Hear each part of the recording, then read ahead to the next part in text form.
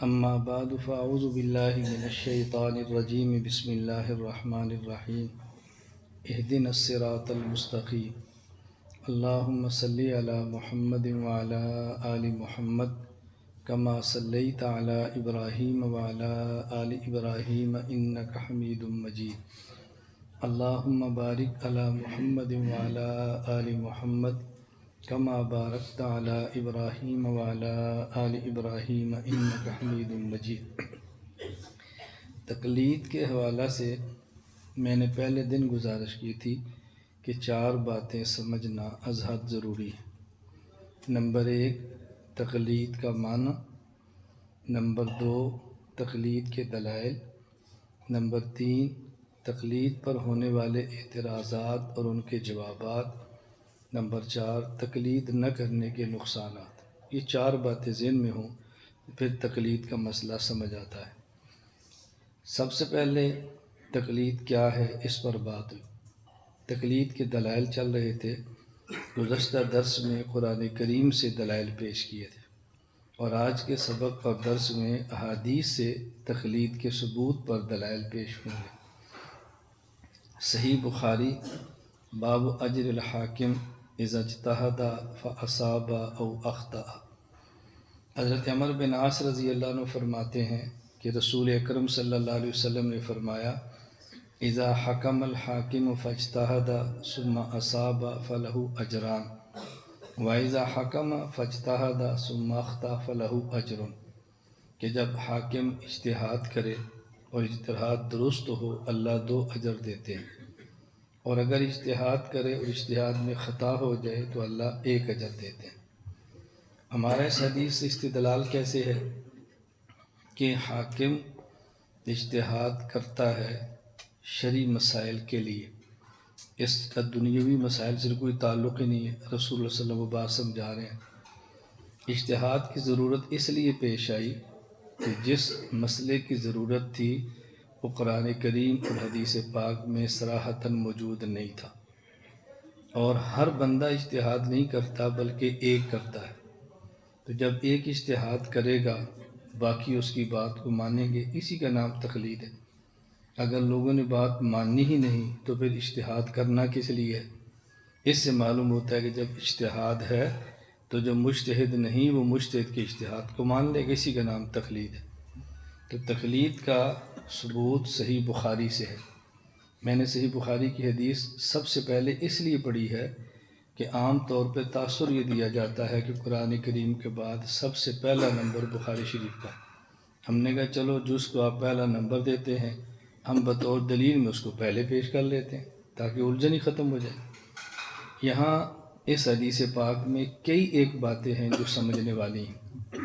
ایک بات تو یہ سمجھیں کہ ایک نظریہ ہے ہمارا نبی کے بارے میں، ایک ہے صحابی کے بارے میں، اور ایک ہے مجتہد کے بارے میں۔ نبی کے بارے میں نظریہ ہے کہ نبی معصوم ہوتا ہے، اور صحابی کے بارے میں کہ صحابی محفوظ ہوتا ہے، اور مجتہد کے بارے میں کہ مجتہد معجور ہوتا ہے۔ معصوم ہونے کا معنی کہ نبی سے اللہ پاک گناہ ہونے نہیں دیتے۔ محفوظ ہونے کا معنی صحابی سے گناہ ہو جاتا ہے لیکن اللہ تعالیٰ اس کے نامہ اعمال میں رہنے نہیں دیتے۔ معجور ہونے کا معنی کہ مجتہد سے اجتہاد میں کبھی غلطی ہو جاتی ہے لیکن اس غلطی پر بھی اللہ تعالیٰ اس کو 1 اجر عطا فرماتے ہیں۔ نبی معصوم ہے، صحابی محفوظ ہے، اور مجتہد معجور ہے۔ دوسری بات یہ سمجھیں کہ یہ جو ہے کہ مجتہد کا مسئلہ ٹھیک ہو تو 2 اجر اور مسئلہ خطا ہو جائے تو 1 اجر، اس کا مطلب کیا ہے؟ ذرا اس کو اچھی طرح سمجھ لیں۔ پہلے مثال سمجھیں اور پھر مسئلہ سمجھیں۔ ایک شخص کے پیٹ میں درد ہو یا کسی شخص کے سر میں درد ہو، آپ اس کو ڈاکٹر کے پاس لے کر چلے جائیں، اور ڈاکٹر ایسا ہو کہ جس نے باقاعدہ ڈاکٹری سیکھی ہو، میڈیکل کالج میں پڑھا ہو، اور مستند ڈاکٹر ہو، ڈگری اس کے پاس ہے، ہاؤس جاب اس نے کی ہے، اس کو حکومت نے ڈاکٹر بنا کر ملازم رکھا ہے، اس کو آپریشن کا اختیار دیا ہے، اس سطح کا ڈاکٹر اس کے پاس گئے ہیں تو ڈاکٹر نے کہا کہ اس جو پیٹ میں درد ہے نا یہ مسئلہ پتے کا ہے، ہمیں آپریشن کر کے پتے کو نکالنا پڑے گا۔ ڈاکٹر نے کوشش کی، محنت کی، آپریشن کیا، پتا نکال دیا اور مریض ٹھیک ہو گیا۔ اب اس ڈاکٹر کو تنخواہ مل رہی تھی ماہانہ، کیونکہ ملازم تھا، اپنا کام کر رہا تھا۔ تو جب اس نے آپریشن کیا، پتا نکالا، کامیاب ہوا اور مریض شفایاب ہو کے پہلے اس کی نسبت زیادہ صحت مند نظر آ رہا ہے، اب اس ڈاکٹر کو ترقی مل جاتی ہے کہ بہت اچھا ڈاکٹر ہے، شاباش مل جاتی ہے، بہت اچھا ڈاکٹر ہے۔ تو ایک اس کو اجر مل رہا تھا ڈاکٹر کو اپنے کام کرنے کا، یہ جو دوسرا اجر ملا ہے نا ترقی کا یا شاباش کا یا حکومت کی طرف سے کچھ پیسوں کے انعام کا یا مریض کے ورثہ خوش ہو کے کوئی چیز دے دیں، یہ اس بات کا ملا ہے کہ یہ ڈاکٹر تو تھا ہی، لیکن اس نے جو آپریشن کیا ہے وہ ٹھیک ہو گیا ہے۔ تو اس کو دو چیزیں مل گئی، معمول کی تنخواہ اور ایک ٹھیک آپریشن ہونے کا۔ لیکن اگر مریض کو ڈاکٹر کے پاس لے کر جائیں، ڈاکٹر صاحب کے پیٹ کے درد کی وجہ سے پتا خراب ہے، پتے میں یہ ہو گیا ہے، نقص ہو گیا ہے، آپریشن کرنا پڑے گا، آپریشن کیا اور دوران آپریشن مریض فوت ہو گیا۔ اب ڈاکٹر صاحب کی جو ماہانہ تنخواہ ہے وہ مریض کے مر جانے کے باوجود بھی ملے گی، ڈاکٹر صاحب کے اوپر کیس بھی نہیں ہوگا۔ کیوں؟ مستند ڈاکٹر تھا، اس نے محنت کی ہے، نتیجہ نہیں نکل سکا۔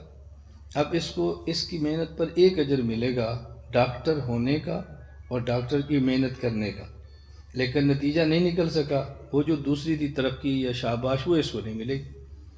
اسی طرح مجتہد اجتہاد کرتا ہے، ایک اس کو اجر ملتا ہے اجتہاد کرنے کا، اور دوسرا اجر کہ اس نے اجتہاد سے مسئلہ ٹھیک نکال لیا ہے، اب اس کو دوہرا اجر مل گیا۔ اور ایک مجتہد اجتہاد کرتا ہے، اس کو اجتہاد کا اجر ملے گا، لیکن مسئلہ ٹھیک نہیں نکالا، مسئلے میں غلطی ہوگی، اب جو ٹھیک نکلنے کا اجر تھا وہ اس کو نہیں ملے گا۔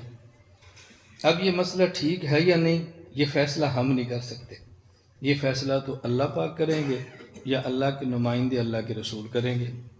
اس لیے رسول اللہ صلی اللہ علیہ وسلم کے دور میں اگر دو صحابہ نے ایک مسئلے پر اجتہاد کیا ہے تو اللہ کے نبی نے بتا دیا کہ اس کا ٹھیک ہے اور اس کا ٹھیک نہیں ہے، بتا دیا۔ اب ہم تو فیصلہ کر نہیں سکتے، اس لیے اب یہ قیامت کو فیصلہ ہوگا کہ مجتہد مصیب کون ہے اور مجتہد مخطئ کون۔ ہم اتنا ذہن بنا لیں کہ مجتہد کو اجر ملتا ہے، مسئلہ ٹھیک ہو تو دو اجر ملیں گے اور خطا ہو گئی تو ایک اجر ملے گا۔ یہ ہے مطلب اس کا، کبھی مجتہد مصیب ہوتا ہے، کبھی مجتہد مخطئ ہوتا ہے۔ صرف ایک مثال جو میں پہلے دے چکا ہوں، سنن نسائی میں روایت موجود ہے کہ دو صحابی سفر پہ ہیں، نماز کا وقت ہو گیا، پانی نہیں ملا، تیمم کیا، نماز پڑھ لی۔ ابھی نماز کا وقت باقی تھا کہ پانی مل گیا، اب صحابی میں اختلاف ہو گیا۔ فَإِن لَّمْ تَجِدُوا مَاءً فَتَيَمَّمُوا، آیت ایک ہے، ایک کہتا ہے اس کا مطلب یہ ہے کہ جب پانی نہ ملے تو تیمم کرو، مجھے نہیں ملا، میں نے تیمم کیا، نماز پڑھ لی۔ اب پانی مل بھی جائے تو دہرانا ہمارے ذمہ نہیں، چونکہ میں اللہ کے حکم پہ عمل کر چکا ہوں۔ دوسرے نے کہا نہیں، اس کا مطلب یہ تھا کہ پانی نہ ملے تو تیمم کرو، نماز کا وقت گزر گیا، اب پانی ملا تو اب ضرورت نہیں ہے، لیکن وقت باقی ہے اور پانی مل گیا، اب تو تیمم کا حکم ختم ہو گیا، لہذا پانی مل گیا تو وضو کر کے نماز پڑھنا چاہیے، وقت جو ہے اس نے نماز دوبارہ پڑھ لی۔ اب یہ دونوں رسول اللہ صلی اللہ علیہ وسلم کی خدمت میں حاضر ہوئے، لڑے نہیں، جھگڑے نہیں، حضور آپ فرمائے، تو آپ نے فرمایا کہ جس نے تیمم کر کے نماز پڑھی اور نماز کے وقت میں پانی مل گیا اور نماز نہیں دہرائی، فقط اصبت سنتا، مسئلہ تیرا ٹھیک ہے، تو مجتہد مصیب ہے۔ اور دوسرے کو فرمایا کہ تجھ سے خطا ہوگی، اب تجھے ٹھیک مسئلے والا اجر تو نہیں ملے گا، جو نماز پہلے پڑھی ہے اس کا بھی ثواب مل جائے گا، جو دوبارہ پڑھی ہے اس کا بھی مل جائے گا، تجھے دونوں نمازوں کا ثواب مل جائے گا۔ تو یہ شبہ نہ رہے کہ مجتہد مخطئ کو دو اجر ملے گا، نہ، اس کو نماز کا اجر ملا ہے، وہ جو اجتہاد درست ہونے کا ملنا تھا وہ اس کو نہیں ملا۔ دو نمازیں پڑھی ہیں تو دو نمازوں کا اجر ملا ہے، خطا پر اجتہاد کا اجر نہیں ملا۔ تو میں یہ عرض کر رہا تھا، اس بات کو اچھی طرح ذہن میں رکھ لیں کہ مجتہد مصیب بھی ہوتا ہے اور مجتہد۔ اب ہمارا نظریہ کیا ہے؟ مذہبنا ثواب یحتمل الخطا و مذہب غیرنا خطا یحتمل الصواب۔ ہم امام ابو حنیفہ رحمۃ اللہ علیہ کے مقلد ہیں، اور ہم سمجھتے ہیں کہ ہمارے امام کا جو اجتہاد ہے وہ ٹھیک ہے، لیکن خطا کا احتمال بھی ہے۔ اب ہم اس احتمال پر چھوڑ تو نہیں سکتے، وہ خطا ہے یا نہیں وہ تو قیامت کو فیصلہ ہوگا نا۔ ہم تو ثواب سمجھ کر اور ٹھیک سمجھ کر عمل کر رہے ہیں۔ حضرت امام شافعی رحمۃ اللہ علیہ کا مذہب اجتہاد خطا ہے، لیکن اس میں ثواب کا احتمال بھی ہے۔ چونکہ ہم خطا سمجھتے ہیں، عمل نہیں کرتے، لیکن اس میں ثواب اور درست کا احتمال بھی، اس لیے ان کی مخالفت بھی نہیں کرتے۔ اس لیے مجتہد کا مسئلہ وہ جیسا بھی ہو اس پر اجر ہے۔ میں ایک جملہ کہتا ہوں، اس کو آپ نا دل کی نختیوں پہ نوٹ کریں۔ مجتہد کا مقام یہ ہے کہ اس کے اجتہاد میں خطا ہو جائے تو تب بھی اجر ہے۔ تو بتاؤ مجتہد کا مقام کتنا بڑا ہوگا؟ یعنی جس بندے کی غلطی پر بھی شاباش ملتی ہو، غلطی پر بھی مواخذہ ملتا ہو، وہ درست کرے گا تو کتنا بڑا وہ آدمی ہوگا۔ تو مجتہد کا کتنا بڑا مقام ہے۔ دوسری بات یہ سمجھیں، تیسری بات وہ ایک اور سمجھے بہت اچھی طرح۔ تیسری بات یہ کہ بسا اوقات حضرت امام اعظم ابو حنیفہ رحمۃ اللہ علیہ کا ایک مسئلہ مثال کے طور پہ ہم سمجھتے ہیں کہ درست ہے۔ ہمارے بعض اکابر لکھ دیتے ہیں کہ امام حنیفہ کا یہ مسئلہ ایسا ہے کہ جو خطا ہے، اور امام شافعی کا مسئلہ درست ہے، لیکن ہم عمل پھر بھی امام صاحب کے مسئلے پر کر رہے ہیں۔ مثلا تقریر ترمذی شریف کے شروع میں شیخ الہند رحمۃ اللہ علیہ کی موجود ہے۔ اس کی ایک عبارت پر بڑا معروف اشکال ہے کہ شیخ الہند رحمۃ اللہ علیہ ایک مسئلہ بیان فرماتے ہیں، خیال بے والا ایک مجلس کا۔ اس میں کیا مسئلہ بیان فرماتے ہیں؟ والانصاف الترجیح فی هذه المسألہ للشافعی۔ انصاف یہ ہے کہ اس مسئلے پر امام شافعی کا مسئلہ ٹھیک ہے، اس کو ترجیح ہے۔ لیکن مقلدون، لیکن ہم لیکن نحن مقلدون، لیکن چونکہ ہم مقلد ہیں، وجب علینا تقلید امامنا، ہمارے اوپر ہمارے امام کی تقلید واجب ہے، ہم مسئلہ امام ابو حنیفہ کا لیتے ہیں۔ اب لوگ کیا کہتے ہیں کہ دیکھو بابا جی کتنے عجیب ہیں، کہتے ہیں کہ حق یہ ہے، انصاف یہ ہے کہ مسئلہ امام شافعی کا ٹھیک ہے، لیکن ہم نے اس کو لینا نہیں، لینا ابو حنیفہ کا ہے، کیونکہ ہم مقلد ابو حنیفہ کے ہیں۔ یہ ہے تقلید جامد، اور یہ ہے شرک، اور یہ ہے جو تحقیق کے دروازے بند کرتی ہے۔ مسئلہ کیا ہے؟ ایک ہے حق اور خطا، اور ایک ہے حق اور باطل۔ جب حق بمقابلہ خطا ہو اجتہادی، اب مسئلہ اور ہوتا ہے، اور جب حق بمقابلہ باطل ہو تو اب مسئلہ اور ہوتا ہے۔ جب حق اور باطل کا مقابلہ ہو تو حق جنت ہے اور باطل جہنم ہے، اور جب حق بمقابلہ خطا اجتہادی ہو، اب حق دوہری جنت ہے، جنتان اجران، اور خطا اجتہادی جنت ہے لیکن اکاری جنت۔ تو جب ہم حق بمقابلہ خطا میں حق کو چھوڑ کر خطا کو لے بھی لیں گے تو جنت ہی میں جائیں گے نا، کہیں اور تو نہیں جائیں گے۔ یہ بات اچھی طرح سمجھنا۔ اور عقیدت کی بنیاد پر اجران کی بجائے اجر لینا، جنتان کی بجائے جنت لینا، یہ سب کرتے ہیں، صرف ہم نہیں کرتے، سب کرتے ہیں۔ دنیا میں کوئی ایسا شخص نہیں، خواہ وہ بریلوی ہو، دیوبندی ہو، اہل حدیث ہو، خود کو مسلمان کہتا ہو اور عقیدت میں آ کر اجران کو چھوڑ کر اجر نہ لیتا ہو، کوئی بندہ نہیں۔ میں اس کی صرف ایک مثال دیتا ہوں جس پر سب متفق ہیں، وہ یہ کہ ہم یہاں سے عمرہ کے لیے مکہ مکرمہ جاتے ہیں، اور مکہ مکرمہ میں ایک نماز پر 1,00,000 کا اجر ملتا ہے۔ پھر مدینہ منورہ بھی جاتے ہیں، اور مدینہ منورہ میں ایک نماز پر 50,000 کا اجر ملتا ہے۔ اب ایک رکعت پر 1,00,000 رکعت کا اجر ملنا دوہرا اجر ہے نا، اور ایک رکعت پر 50,000 کا اجر ملنا یہ اکارا اجر ہے۔ کوئی ایسا بتاؤ جو اہل حدیث ہو، عمرے پر جائے اور مدینہ نہ جائے، کہ میں تو مدینہ نہیں جاؤں گا، مکہ میں 1,00,000 کا اجر ہے، مدینہ میں 50,000 کا ہے، میں کیوں جاؤں؟ جاتے ہیں نا، بولو کیوں جاتے ہیں؟ کہ مدینہ میں اجر زیادہ ہے یا مدینہ میں حضور رہتے ہیں صلی اللہ علیہ وسلم؟ تو یہ عقیدت کی وجہ سے اجران کو چھوڑ دیا نا۔ تو اگر آپ عقیدت کی وجہ سے مکہ چھوڑ کر مدینہ چلے جائیں، زیادہ ثواب چھوڑ کر تھوڑا لے لیں، اشکال نہیں ہے، اور ہم عقیدت کی بنا پر امام شافعی کو چھوڑ ابو حنیفہ کو لے لیں تو کیا اشکال ہے؟ اور اس سے اگلی بات ہم کہتے ہیں مدینہ منورہ مسجد نبی میں ایک نماز پر اجر 50,000 نمازوں کا ہے۔ غیر مقلدین کا موافقہ ہے کہ یہ حدیث ضعیف ہے۔ صحیح حدیث یہ ہے کہ مدینہ منورہ مسجد نبی میں ایک نماز پڑھنے پر اجر 1,000 کا ہے۔ تو ہم تو اجران کو چھوڑ کر اجرن لیتے ہیں، اور تم تو 10 گنا کم پر بھی راضی ہو عقیدت کی وجہ سے، تمہیں تو اعتراض کرنے کا کوئی حق نہیں ہے۔ نہیں سمجھ آئی بات؟ بھئی ہم تو 1,00,000 کو چھوڑ کر 50,000 لیا نا، اور تم 1,00,000 کو چھوڑ کر 1,000 لے رہے ہو، 100 گنا نیچے آ گئے ہو، تو تمہیں اعتراض کا کیا حق حاصل؟ دوسری بات سمجھیں، یہ جو حضرت شیخ الہند رحمۃ اللہ علیہ فرماتے ہیں کہ حق یہ ہے کہ اس مسئلے پر ترجیح امام شافعی کو ہے، یہ حضرت شیخ الہند کا بھی اجتہاد ہے نا، تو خود اس میں خطا کا احتمال ہے، یہ کوئی نہ سنے کہ جس پر عمل کرنا ضروری ہے۔ تو ایک رائے امام حنیفہ کی تھی، اس کو اپنے اجتہاد پر شیخ الہند نے مرجوع قرار دیا، تو جب اجتہاد لینا ہی ہے تو شیخ الہند بڑے ہیں، امام حنیفہ شیخ الہند چھوٹے ہیں، امام حنیفہ بڑے ہیں، تو ہم پھر چھوٹے کا اجتہاد لیں گے یا بڑے کا لیں گے؟ اور وہ امام حنیفہ ہیں، تو اشکال کی بات کیا ہے؟ ہاں شیخ الہند ہمارے بزرگ ہیں، ہمارے بڑے ہیں، ہم ان کی رائے سر بچشم احترام کرتے ہیں، عزت کرتے ہیں، ہم دونوں کو اجتہاد سمجھتے ہیں۔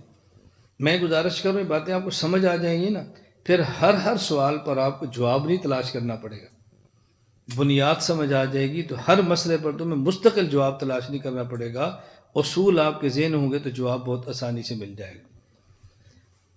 چوتھی بات سمجھیں، ایک ہی مسئلہ وہ مجتہد پیش کرتا ہے اور وہی مسئلہ غیر مقلد پیش کرتا ہے۔ مجتہد کا مسئلہ قبول کر لیا جاتا ہے اور وہی مسئلہ غیر مقلد پیش کرے تو قبول نہیں کیا جاتا۔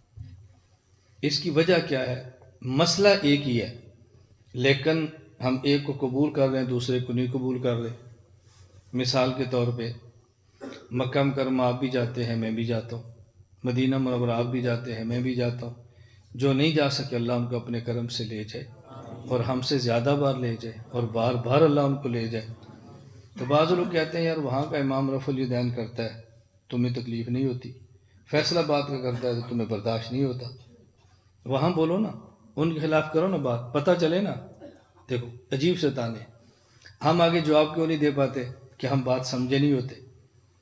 اور صرف یہ نہیں جواب نہیں دے پاتے، بسا اوقات ہمارے بعض حضرات درسگاہوں میں بیٹھ کر ہمارے اوپر اعتراض کرتے ہیں، یار یہ کیسے بیوقوف ہیں، ان کو مسئلے کا نہیں پتہ، دیکھو وہاں فائدہ تو نہیں بولتے، یہاں ہوتا ہے تو بولتے ہیں، ان کو سمجھ نہیں مسئلے کی آئی۔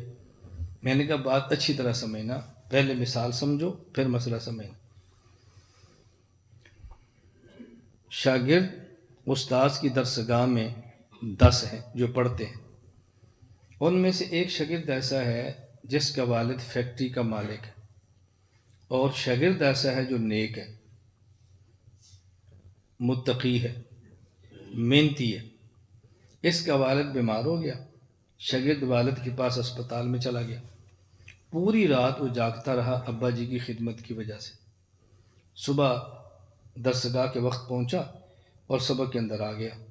اب ظاہر ہے پوری رات جاگا، اس کو نیند تو آنی ہے نا، وہ سبق میں سو رہا ہے۔ استاد کہتے ہیں بیٹا ذرا خیال کرو، دیکھو سونا، ذرا سبق سمجھو، ایسے نہ کرو۔ تو اچھا پھر نیند آتی ہے، بیٹا جاؤ ذرا منہ دھو کر آ جاؤ، بیٹھو۔ ایک دوسرا طالب علم ہے، اس کا باپ مزدور ہے اور طالب علم نالائق ہے۔ باپ مزدور ہے اور طالب علم نالائق ہے۔ نالائق ہونے کے معنی کمزور ہے نا، کمزور نہیں ہے، شرارتی ہے، توجہ نہیں دیتا، غافل ہے، سبق سے ہی نہیں پڑھتا۔ اب یہ رات کو کھیلتا رہا، گھومتا رہا، اور صبح آیا 2 بجے سو گیا، نماز کے بعد پھر سو گیا، اور منہ دوڑ کے کلاس کے اندر آگے سو رہا ہے۔ استاد کہتا اٹھ خبیث کہیں گا، اٹھ جا، پھر سوتا ہے، کان پکڑ۔ اب جس کو ایک تیسرا بندہ دیکھ رہا ہے، یا پہلے دن اچانک آیا ملنے کے لیے، سبق کے اندر بیٹھ گیا، یا جو دوسرے طالب علم ہیں وہ کیا تبصرہ کریں گے؟ اس کا باپ فیکٹری کا مالک ہے نا، دیکھو اسے کچھ نہیں کہتے، یہ مزدور کا بیٹا تھا نا، اس کو استاد جی نے کان پکڑا دی۔ اب ایک استاد کچھ نہیں کہہ رہا، ایک کو کان پکڑا رہا ہے، اس کی وجہ فیکٹری کا مالک اور مزدور کا بیٹا ہونا ہے۔ اس کی وجہ استاد سمجھتا ہے کہ پوری رات جاگ کر آئے، یہ سوئے نہ تو بات سمجھ آ رہی ہے، اور یہ پوری رات گدھے کی طرح شرارتیں کرتا رہا، کھیلتا رہا، سوتا رہا، اور یہ سو رہا ہے، استاد کو غصہ چڑھ رہا ہے۔ دیکھو دو طالب درسگاہ میں سو رہے ہیں نا، ایک پر غصہ آ رہا ہے، دوسرے پر نہیں آ رہا، کیوں؟ اس وجہ کو استاد سمجھ رہا ہے، دوسرا نہیں سمجھ رہا، کیونکہ دوسرے کے سامنے دونوں کے سونے کی وجہ اور دونوں طلباء کی کیفیت کا علم نہیں ہے، وہ اعتراض کرتے ہیں۔ اس کو اس لیے نہیں ڈانٹتے کہ اس کا باپ فیکٹری کا مالک ہے، وہ مدرسے کو پیسے دیتا ہے، اور اس کو اس لیے ڈانٹا کہ اس کا باپ مزدور تھا، مدرسے کو دیتا نہیں۔ تو جس طرح یہ اعتراض کرنے والا ان دو طلباء کی نیند کے فرق کو نہیں سمجھا، اسی طرح ہم پر اعتراض کرنے والا مجتہد اور غیر مقلد کے رفع الیدین کو نہیں سمجھا، اس لیے اعتراض ہو۔ آپ پوری دنیا میں جائیں، دیکھو میں حنفی ہوں، آپ حیران ہوں گے، میرے مرید شافعی بھی ہیں۔ ہمارا 6 اپریل کو غالباً ملیشیا میں بخاری کا ختم ہے، یہ اس مدرسے کا میں سرپرست ہوں۔ 2 سال میں دورہ حدیث ہوتا ہے، میں 2 سال پہلے بھی گیا تھا، آج پھر گیا ہوں۔ انہوں نے کہا استاد جی ہم نے آخری حدیث آپ ہی سے پڑھنی۔ میں نے کہا ٹھیک ہے، میں پھر جا رہا ہوں۔ اب وہ سب کون ہے؟ شافعی، میں کون ہوں؟ حنفی، ہمارے کوئی اختلاف نہیں ہو رہا۔ وہ مولانا طاہر میرے شاگرد ہیں، ہمارے سرگودہ مرکز آئے، فجر کی نماز سے میں نے کہا نماز آپ پڑھائیں، وہ رفع دین بھی کر رہے ہیں، آمین اونچی بھی کہہ رہے ہیں، بسم اللہ جہرن بھی پڑھ رہے ہیں۔ جب نماز پڑھی تو میں نے طلبہ سے کہا یہ ہمارا مخالف نہیں ہے، یہ ہمارے چچا جان امام شافعی کا بیٹا ہے، اس کی آمین رفع دین پر ہمیں کوئی تکلیف نہیں ہو رہی۔ آخر فرق کیا ہے کہ ہم اس کو برداشت کر رہے ہیں، ان کی برداشت نہیں کر رہے؟ کیوں؟ ہم صرف سنتے ہیں نا، میرا واسطہ پڑتا ہے۔ میں ابھی 20 دن 18 دن عمان گزار کر آیا ہوں، وہاں فرقہ بازیہ ہے، ان کا اپنا ایک مسلک ہے، السلام علیکم ورحمۃ اللہ، اسلام ایک پھرتے ہیں، نماز پڑھتے ہیں، ہاتھ چھوڑے ہوتے ہیں، ظہر اصل میں سورۃ فاتحہ پڑھتے ہیں، ساتھ اور کوئی صورت پڑھتے ہی نہیں ہے، ضم صورت ہی نہیں ہے، کچھ اور بھی مسائل ہیں۔ میں صرف گزارش کر رہا ہوں، میں ابھی نیٹ پہ دیکھیں، آنے سے 1 دن پہلے نائب چیف جسٹس سے وہ مل رہے، مفتی اعظم وہ مل رہا ہے، نام مفتی اعظم وہ مل رہا ہے، ڈاکٹر مذہبی عبور وہ مل رہا ہے، ملاقاتیں ہو رہی ہیں، ماتھے چوم رہے ہیں، محبت کہہ رہے ہیں۔ وہ مجھ سے کیوں نہیں لڑ رہے؟ کیوں جھگڑا نہیں ہو رہا؟ مقام جاتے ہیں کوئی جھگڑا نہیں، مدینہ جاتے ہیں کوئی جھگڑا نہیں، شافیوں کیا میں ملیشیا جا رہا ہوں کوئی جھگڑا نہیں، کچھ بھی نہیں ہو رہا۔ میں اس لیے کہتا ہوں اس فرق کو سمجھو، وجہ کیا ہے؟ وجہ یہ ہے، میں نے صرف مثال دی ہے، حضرت امام شافعی رحمۃ اللہ علیہ کا اگر کوئی ماننے والا ہے، مقلد ہے، اس کا ذہن یہ ہوتا ہے کہ رفع الیدین پر احادیث ہیں اور رفع الیدین چھوڑنے پر بھی۔ ہمارے امام شافعی نے رفع الیدین کرنے والی حدیث کو ترجیح دی ہے، امام ابو حنیفہ رفع الیدین نہ کرنے والی حدیث کو ترجیح دی ہے۔ حدیثیں ان کے پاس بھی ہیں، حدیثیں ان نے ترجیح دی ہے، لہٰذا اگر نہ کرو گے نماز پھر بھی ہو جائے گی، کرو گے تو پھر بھی ہو جائے گی۔ نہ کرنا بہتر ہے اور کرنا جائز ہے، وہ کہیں گے کرنا بہتر ہے اور نہ کرنا جائز ہے۔ کبھی امام کعبہ نے رفع الیدین نہ کرنے والے کو چیلنج دیا ہو، کبھی یہ کہو تمہاری نماز نہیں ہوتی، کبھی ہمیں فتویٰ دیا ہو، کبھی ہمیں کہو تم رفع الیدین کرو، کوئی لڑائی نہیں ہو رہی نا۔ مسئلہ جتنے کا جتنا ہے وہ یہاں پیدا کیوں ہو رہا ہے؟ ان کا ذہن یہ ہے کہ رفع الیدین نہ کرنے کی ایک حدیث بھی نہیں ہے، اور اگر کوئی حدیث ہے تو وہ ضعیف ہے، اتنی ضعیف ہے کہ اس پر عمل کرنے کی کوئی گنجائش نہیں۔ اچھا یہ جو باتیں میں کہہ رہا ہوں نا، یہ صرف فرضی باتیں نہیں ہیں کہ میں اپنی طرف سے کہہ رہا ہوں، اس پر قسمیں اٹھائی جا رہی ہیں، قرآن سر پہ رکھے جا رہے ہیں، قرآن کہ ہم قرآن سر کے رکھتے ہیں، اس کے اوپر کیا بات ہوگی؟ اب بتاؤ کوئی دنیا میں ایسا شافی جو قرآن سر پہ رکھ کے کہتا ہو کہ رفع الیدین نہ کرنے کی کوئی حدیث موجود نہیں ہے، آپ نے آج تک کبھی سنا ہے؟ جی کبھی سنا ہے آپ نے؟ میرے نہیں پڑھے سنو مسئلہ کے حق اہل حدیث قرآن دے دے مجھے کسم چلی جاؤ خود سائڈ پہ وہ لیا قرآن دو مجھے. یہ قرآن ہے، دیکھ لیں یہ قرآن ہی ہے. اے قرآن کا 14واں پارہ نکلے ہوئے ہے. یہ قرآن پاک ہے، میرے ہاتھ میں بریلویوں کا قرآن ہے، وہابیوں ہے. سارا نے سانجے ہی ہے نا. میرے ہاتھ میں قرآن پاک ہے. مجھے قسم ہے رب کعبہ کی، پیغمبر نے ایک رکعت بھی رفع الیدین کے بغیر ساری زندگی نہیں پڑھی نماز. جڑا ہن نہ کرے قیامت والے دن ہاتھ میرا تے گریبان اس دا، تے جے میں جھوٹی بات کہی ہوئے تے قیامت والے دن ہاتھ تو اڈا تے گریبان میرا. ٹھیک ہے. انشاءاللہ صحیح کہا. میں صرف ایک مثال دی ہے. اب مسئلہ کیا ہے؟ درسگاہ میں بیٹھنے والے ہمارے محترم مکرم معظم اساتذہ، میں جن کی جوتیوں کا بھی احترام کرتا ہوں، ان کے علم میں یہ چیزیں نہیں ہیں، ہمارے علم میں ہیں. عوام ہم سے پوچھتی ہے، ہمیں جواب دینا پڑتا ہے. اب ان کے علم میں چیزیں نہیں ہیں تو کہتے ہیں مولانا صاحب آپ کیوں گرم ہوتے ہیں؟ میں نے کہا یار میں تو گرم نہیں ہوتا. اب سمجھ آ گئی؟ شافی اور غیر مقلد بالکل اسی طرح جس طرح رفع الیدین ہے نہیں، بالکل کہا تھا کہ نماز ظہر کی ہو، نماز فجر کی ہو، نماز عصر کی ہو، نماز مغرب کی ہو، نماز عشاء کی ہو، عید ٹائم کی نماز ہو اور نماز جنازہ ہو، سنت ہو، نوافل ہو، امام کے پیچھے ہو. میں اس قرآن کو اٹھا کے کہتا ہوں جو امام کے پیچھے سورۃ فاتحہ نہیں پڑھتا، اس سچی کتاب کو اٹھا کے کہتا ہوں اس کی نماز نہیں ہے. اب مجھے آپ بتائیں، آپ لوگ نماز جنازہ پڑھتے ہیں اور اس میں سورۃ فاتحہ نہیں پڑھتے. یہ قرآن سر پہ رکھ کے کہہ رہا ہے کہ اس کی نماز نہیں ہوتی. ہمارے آباء و اجداد تو گئے نا. نہیں، میں ہنسا نہیں رہا. دیکھو اب ہمیں بتانا پڑے گا نا. جب ہمیں لوگ یہ کلپ دیتے ہیں کہ مولانا صاحب قرآن سر پہ رکھ کے کہہ رہے ہیں کہ جو جنازے میں فاتحہ نہیں پڑھتا اس کی نماز جنازہ نہیں ہوئی، مولانا صاحب ہم کیا کریں؟ میں کہتا ہوں یہ بھی ٹھیک ہے، اختلاف نہیں ہونا چاہیے. اب کیا بنے گا؟ بھئی آپ کے علم میں یہ کلپ نہیں ہے، آپ کے علم میں یہ تقریریں نہیں ہیں، آپ کا رابطہ عوام سے نہیں ہے. میں جس طرح ملکوں میں جاتا ہوں، اس طرح شہروں میں جاتا ہوں، اسی طرح قصبوں اور چھوٹے چھوٹے دیہاتوں میں جاتا ہوں، تو ہماری مجبوری ہے. اب بجائے اس کے کہ آپ ہم سے پوچھ لیتے کہ تجھے کیا تکلیف ہے، ہم سے نہیں پوچھیں گے، الٹا مخالفت کریں گے، آپ مولانا گمن کے پاس جاتے ہو پڑھنے کے لیے، اس کو تو پتہ ہی نہیں. دیکھو امام شافی کرتے ہو کس بحث کے اندر پڑا ہوا ہے. میں نے صرف بڑی مختصر سی بات یہ کہہ رہا ہوں کہ ایک ہے مسئلہ مجتہد کا، وہی مسئلہ غیر مقلد کا ہے. دونوں کی بنیاد میں کتنا فرق ہے.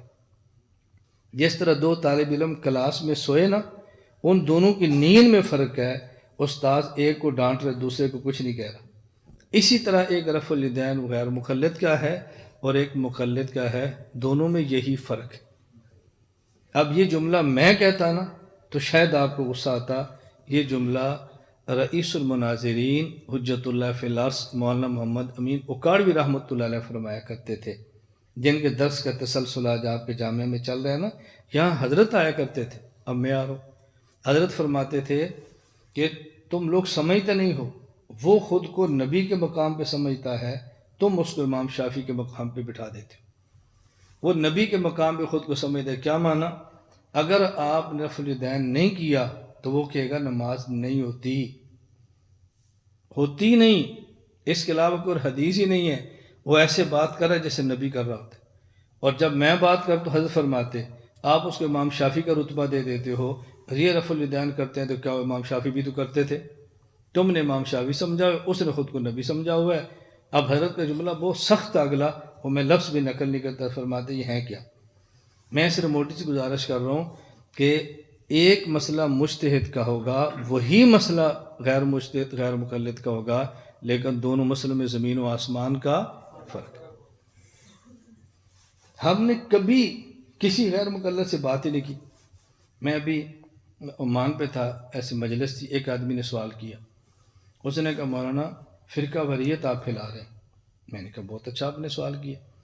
میں نے کہا آپ کے پاس گھڑی ہے، میں آپ کی گھڑی بازار پہ چھینتا ہوں، آپ بچاتے ہیں میں چھینتا ہوں، آپ بچاتے ہیں میں چھینتا ہوں. پولیس دونوں کو پکڑتے ہیں، ان کو دونوں کو لاپ کب میں ڈالو. آپ کہتے ہیں سر میری گھڑی تھی. کہتا نہیں تم دونوں لڑ رہے تھے. اور سر میری گھڑی ہے، چلو ڈالو ان کو اندر۔ میں نے کہا ٹھیک ہے، کہتے ہیں نہیں۔ میں نے کہا آپ حضرات بیٹھے ہیں، میں میڈیا پر بات کر رہا ہوں، چھپ کے نہیں کر رہا۔ پوری دنیا میں کوئی ایک حنفی عالم بتاؤ بشمول میرے، مجھے لوگ کہتے ہیں بھی حنفیت کا چیمپئن بنا پھرتا ہے، تیری حیثیت کیا ہے، میرے سمیت کوئی ایک بندہ بتاؤ جس نے آج تک کسی اہل حدیث کو کہا ہو کہ تم رفع الیدین کرنا چھوڑ دو۔ کبھی کہا ہم نے؟ بیٹا تم آمین اونچی کہنا چھوڑ دو، بیٹا تو مسلک اہل حدیث چھوڑ دو، کبھی ہم نے کہا؟ تو پھر ہم کو کیسے پلا رہے ہیں؟ ہماری تو پورا جھگڑا کیا ہے، یہ بالکل پچھلے مہینے، اسی مہینے کے شروع میں ہمارے کوٹ مومن کا لڑکا وہ آیا، ہمارے ایک بزرگ ہے بابا عصمت اللہ، تبلیغی جماعت کے ہیں، بہت اچھے ہیں، کام کرتے، لڑکے کو لے کر ہے، کہتے ہیں لڑکا غیر مقلد ہو گیا تھا، پھر حنفی استاد جی میں نے ملانا ہے۔ میں نے کہا، میں نے سے پوچھا آپ کہاں گئے تھے؟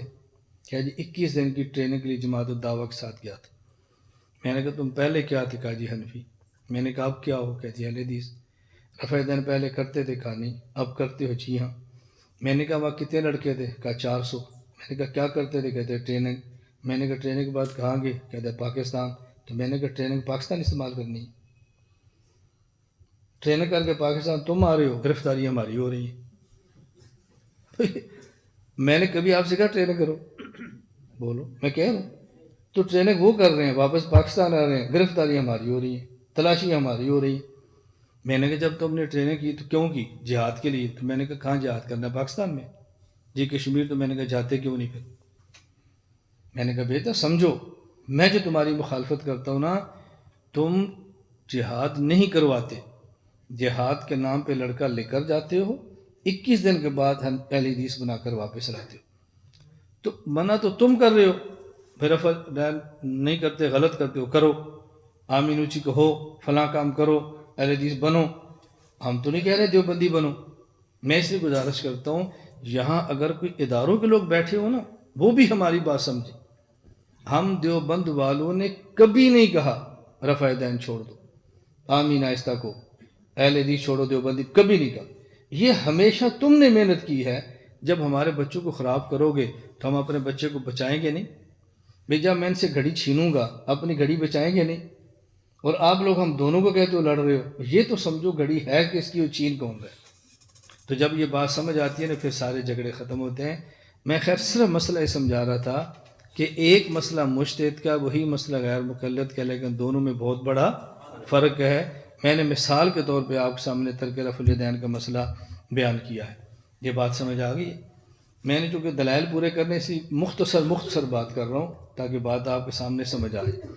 نمبر 2، یہ حدیث سنن ابی داؤد، باب اجتہاد الرأی فی القضاء۔ رسول اکرم صلی اللہ علیہ وسلم نے حضرت معاذ رضی اللہ تعالیٰ عنہ کو جب یمن بھیجنے کا ارادہ فرمایا، آپ نے حضرت معاذ سے پوچھا جب تیرے سامنے کوئی مسئلہ پیش آ گیا تو فیصلہ کیسے کرے گا؟ انہوں نے کہا یا رسول اخذی بکتاب اللہ، میں قرآن کریم سے فیصلے کروں گا۔ فَإِن لَمْ تَجِدْ فِي کتاب اللہ، اگر تجھے یہ مسئلہ اس کا حل قرآن کریم میں نہ ملا تو کہا جی بسنت رسول اللہ، رسول اللہ صلی اللہ علیہ وسلم کی سنت سے فیصلہ کروں گا۔ فرمایا فَإِن لَمْ تَجِدْ فِي سنت رسول اللہ ولا فی کتاب اللہ، یہ حدیث کے لفظ ہے، اگر تجھے سنت رسول صلی اللہ علیہ وسلم اور کتاب اللہ میں نہ ملا تو پھر کیسے فیصلہ کرے گا؟ انہوں نے کہا اجتہد برائے، حضور پھر میں اپنی رائے سے اجتہاد کروں گا، ولا آلو، اور میں کمی نہیں کروں گا، پوری محنت کروں گا۔ فضرب رسول اللہ صلی اللہ علیہ وسلم صدرہ، اللہ کے نبی نے اپنا مبارک ہاتھ حضرت معاذ کے سینے پر محبت سے مارا تاکہ سینہ کھل جائے، اور پھر فرمایا الحمدللہ الذی وفق رسول اللہ لما یرضی رسول اللہ، یا اللہ میں تیرا شکر ادا کرتا ہوں، میں تیرا نمائندہ ہوں، معاذ میرا نمائندہ ہے، آپ نے میرے نمائندے کو اس بات کی توفیق دی ہے جیسے تیرا نمائندہ خوش ہے۔ اللہ کے نبی نے شکر ادا کیے۔ اب یہاں دیکھو کئی باتیں سمجھو۔ پہلی بات کہ ہر بندہ قرآن اور سنت کو نہیں سمجھتا، ایک بات ثابت ہوگی، اس لیے اللہ کے نبی نے فرمایا جب لوگ تو اس سے مسئلہ پوچھے تو جواب کیسے دے گا؟ اگر ہر بندہ مسئلہ سمجھ لیتا تو معاذ کے پاس کیوں آتا؟ اس کا معنی کہ ہر بندہ قرآن اور حدیث کو نہیں سمجھتا، جو نہیں سمجھتا وہ پوچھے، جو سمجھتا ہے وہ مسئلہ بتائے۔ تو اللہ کے نبی نے تقسیم کر دی کہ کچھ پوچھنے والے ہوتے ہیں اور کچھ بتانے والے ہوتے ہیں، اس لیے سارے لوگ نہ بتایا کریں، بس کچھ پوچھا کریں اور باقی بتایا کریں، بلکہ پوچھنے والے زیادہ ہوتے ہیں اور بتانے والے کم ہوتے ہیں۔ اب پوچھنے والے کم ہیں اور بتانے والے زیادہ ہیں۔ ہمارے ساتھ کئی بار ہوتا ہے، میں سفروں میں ابھی ایک اور بیٹھا ہوں تو ایک نوجوان آیا، کہا جی مولانا صاحب ایسے کچھ مسئلے ذرا سنیں۔ اس نے مسئلہ بیان کیا، میں نے سمجھانا شروع کیا تو دو بندے بولے۔ میں نے کہا جب آپ دونوں سمجھا سکتے تھے تو پھر مجھے آپ کیوں لائے؟ جب آپ دونوں سمجھا سکتے تو مجھے کیوں لائے؟ مجھے چپ ہو گئے۔ میں نے کہا جو آپ کے پاس علم ہے آپ اس کو محفوظ رکھیں، میں بولتا ہوں تو آپ کے پاس دوہرا علم ہو جائے گا، اپنا اور میرے والا بھی۔ اور جب آپ بولنا شروع کریں گے تو وہ علم تو پہلے ہی آپ کے پاس ہے۔ میں آپ کے علم کا انکار نہیں کرتا، لیکن میں چاہتا ہوں کہ تم دو علم اکٹھے کر لو، میرا بھی علم لے لو، اپنا بھی لے لو، اور اچھا ہو۔ خیر میرا مقصد تو سمجھانا تھا۔ نمبر 2، اللہ کے نبی نے یہ توجہ رکھنا، حضرت معاذ سے پوچھا کہ مسئلہ کیسے بتاؤ گے؟ کہا جی کتاب اللہ سے۔ فرمایا فَإِن لَمْ تَجِدْ، حضور نے یہ نہیں فرمایا فَإِن لَمْ يَكُنْ، اگر کتاب اللہ میں نہ ہو، فرمایا اگر تجھے کتاب اللہ میں نہ ملے۔ کہا جی سنت رسول اللہ سے۔ فرمایا فَإِن لَمْ تَجِدْ، یہ نہیں فرمایا فَإِن لَمْ يَكُنْ، اگر سنت میں نہ ہو، فرمایا اگر سنت میں تجھے نہ ملے۔ اس سے کیا مسئلہ سمجھ آیا؟ کبھی کتاب اللہ میں مسئلہ ہوگا، ایک مجتہد کو ملے گا اور دوسرے کو نہیں ملے گا۔ مسئلہ سنت میں ہوگا، ایک کی اس پر نظر پڑے گی، دوسری کی اس پہ نظر نہیں پڑے گی۔ تو یہ نہیں کہ مجتہد اجتہاد تب کرتا جب کتاب اللہ مسئلہ ہوتا ہی نہیں، بسا اوقات ہوتا ہے لیکن اس پر اس کی نظر نہیں جاتی، اور اس پر بہت سارے واقعات موجود ہیں۔ حضرت عمر رضی اللہ تعالیٰ نے ایک مرتبہ خطبہ دیا اور آپ نے ارشاد فرمایا کہ اتنا مہر ہو، اس سے زیادہ مہر مقرر مت کرو، نکاح میں الجھن آتی ہے۔ ایک خاتون تھی صحابیہ، اس نے کہ عمر قرآن کہتا ہے وَآتِيتُمْ إِحْدَاهُنَّ قِنطَارًا فَلَا تَأْخُذُوا، اگر تم نے ڈھیر سونا بھی عورت کو دے دیا ہے تو جب طلاق دو تو اس کو واپس نہ لو۔ قرآن کہتا ہے ڈھیر سونا بھی جائز ہے اور تو کہہ رہے اس سے زیادہ نہیں دینا۔ حضرت عمر نے فرمایا اگر یہ عورت نہ ہوتی تو عمر ہلاک ہو جاتا۔ حضرت عمر کی تواضع تھی، فرمایا عمر تو سے زیادہ یہ عورت قرآن سمجھتی ہے۔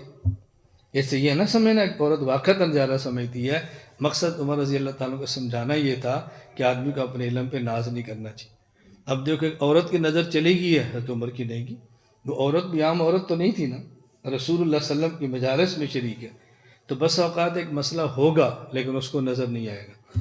نمبر 3، اب جو لوگ کہتے ہیں قرآن کافی ہے، حدیث کی ضرورت نہیں، اللہ کے نبی تو فرما رہے اگر قرآن میں نہ ملا تو کہا جی سنت، اور بعض لوگ کہتے ہیں قرآن کے بعد حدیث کافی ہے، اجتہاد کی ضرورت نہیں، اللہ کے نبی تو فرما رہے حدیث میں بھی نہ ملا تو پھر کہا جی اجتہد براجی میں اجتہاد کروں گا۔ تو رسول اللہ صلی اللہ علیہ وسلم نے کتنی بات کھول دی ہے، معلوم ہوا کہ شریعت کے لیے قرآن بھی چاہیے، حدیث بھی چاہیے اور اجتہاد بھی چاہیے، یہ بھی چاہیے۔ نمبر 4، اس حدیث سے بات بڑی واضح طور پر سمجھ آ گئی کہ اجتہاد مستقل دلیل شرعی ہے اور اجتہاد شریعت کا حکم ہے، عام چیز نہیں ہے۔ اور ایک بات جو بڑی اہم سمجھنے والی ہے اس کو بہت اچھی طرح سمجھیں کہ رسول اکرم صلی اللہ علیہ وسلم جب پوچھا کہ تم مسئلہ کس سے بتاؤ گے، آپ نے فرمایا کتاب اللہ سے۔ اگر کتاب اللہ میں نہ ملے تو حضرت معاذ نے یہ نہیں فرمایا بحدیث رسول اللہ، فرمایا بسنت رسول اللہ۔ اس سے معلوم ہوا کہ جو مسئلے کا اصل حل ہے وہ سنت پیغمبر ہے۔ احادیث سے سنت ثابت ہوتی ہے لیکن اصل حل وہ کون سی ہے؟ سنت۔ اس لیے آپ ہمارے ہاں جب بھی اعلان سنیں گے تو سنت کا لفظ سنیں گے۔ تم کون ہو؟ اہل سنت والجماعت احناف دیوبند۔ اللہ نے کامیابی حضور کے طریقوں پہ رکھی ہے، آپ سمجھ رہے ہیں نا ساری بات۔ تو ہم ہمیشہ لفظ کون سا استعمال کرتے ہیں؟ سنت کا لفظ استعمال کرتے ہیں۔ اچھا چھٹی بات سمجھیں، رسول اکرم صلی اللہ علیہ وسلم نے ایک کتنی پیاری بات فرمائی، میں ساتھ اس کہا کرتا ہوں کہ یہ پہچان ہے، کتنی جلدی بات سمجھ آتی۔ 2 علامتیں یاد رکھ لیں کہ یہ بندہ کون ہے۔ غیر مقلد کی پہچان 2 بات بڑی صاف سی علامتیں۔ نمبر 1، جس بات پہ اللہ کے نبی راضی ہو جائیں یہ ناراض ہوتے ہیں، اور جس پہ حضور ناراض ہو جائیں یہ راضی ہوتے ہیں۔ کیسی علامت؟ جب حضرت معاذ نے کہا میں اجتہاد کروں گا تو رسول اللہ صلی اللہ علیہ وسلم خوش ہو گئے، الحمدللہ الذی وفق رسول رسولی، اللہ تیرا شکر ہے میرا ماض اجتہاد کرے گا. تو اجتہاد کا نام سن کر حضور خوش ہو رہے ہیں، یہ پریشان ہو رہے ہیں. حضور معاذ کو مجتہد بنا کے بھیج رہے ہیں اور فرمایا لوگ مجتہد مسئلے پوچھیں گے، اللہ شکر ہے میرا ایک شاگرد مجتہد بن کے یمن کے اندر بھی چلا گیا. حضور خوش ہو رہے ہیں. تو جس بات پہ نبی پاک راضی ہوں یہ ناراض ہوتے ہیں، حضور خوش ہوں تو یہ پریشان ہوتے ہیں. نمبر 2، جس پر رسول اللہ صلی اللہ علیہ وسلم کو غصہ چڑھے یہ اس پہ خوش ہوتے ہیں. ایک شخص آئے، کہا یا رسول اللہ میں نے اپنی بیوی کو 3 طلاقیں اکٹھی دے دی. قام غضبان، حضور ناراض ہو کر کھڑے ہو گئے. فرمایا ایولہ بکتاب اللہ وانا بین اظہرکم، میں تمہارے درمیان موجود ہوں، تم قرآن سے کھیل رہے ہو، یہ کیا تم نے اکٹھی 3 طلاقیں دے دی ہیں؟ حضور خوش ہو گئے. اور کوئی نے کیا چلا جی میں نے بیوی کو 3 طلاق، کوئی بات نہیں، بیٹھو چائے پیو، کوئی مسئلہ ہی نہیں بیٹا، یہ کون سی بات ہے، بیٹھو. حضور 3 طلاق اکٹھی سن کے ناراض ہو رہے ہیں، یہ 3 طلاق سن کے اکٹھی خوش ہو رہے ہیں. چلو ایک بندہ اور پھنس گیا، ایک بندہ اور پھنس گیا، ایک بندہ اور پھنس گیا. تو جس بات پہ رسول اللہ صلی اللہ علیہ وسلم راضی ہوں یہ ناراض ہیں، جس پہ حضور ناراض ہوں یہ راضی ہیں. کیا رسول اللہ صلی اللہ علیہ وسلم کے دین کی محنت ہو رہی ہے. نمبر 7، اس حدیث پاک میں رسول اکرم صلی اللہ علیہ وسلم نے اپنے لیے بھی لفظ رسول استعمال فرمایا اور اپنے صحابی کے لیے بھی لفظ رسول استعمال فرمایا. رسول کا معنی ہے نمائندہ، اس کا معنی ایک نبی نمائندہ خدا ہے اور صحابی نمائندہ مصطفیٰ. اللہ کے کلام کے الفاظ اور معنی نبی سے لو اور نبی کے کلام کے الفاظ اور معنی صحابی سے. نبی نمائندہ خدا اور صحابی نمائندہ مصطفیٰ. میں تفصیلات میں نہیں جا رہا، میں بڑے مختصر بات کر رہا ہوں. نمبر 3، یہ حدیث سنن ابی داؤد کتاب السنہ باب فی لزوم سنہ کے اندر ہے. حضرت ارباز رضی اللہ تعالیٰ عنہ فرماتے ہیں رسول اکرم صلی اللہ علیہ وسلم نے ہمیں نماز پڑھائی، ثم اقبل علینا، پھر نماز پڑھا کے آپ نے منہ مقتدیوں کی طرف فرمایا. فوازنا موعظۃ بلیغہ، آپ نے بہت عمدہ باز فرمایا جیسے آنکھوں سے آنسو جاری ہو گئے اور دل کانپنے لگے. ذرفت منها العیون وجلت منها القلوب. پھر اللہ کے نبی صلی اللہ علیہ وسلم نے باز فرمایا. ایک صحابی نے کہا یا رسول اللہ یوں لگتا ہے کہ جیسے آپ دنیا سے جا رہے ہیں، جیسے کہ بندہ آخری باتیں کرتے ہیں، آج تو آپ کی باتیں ایسے محسوس ہو رہی ہیں، تو ہمیں کچھ آپ نصیحت فرمائیں. اللہ کے نبی نے فرمایا اوصیکم بتقوی اللہ والسمع والطاعہ وان کان عبدا حبشیا.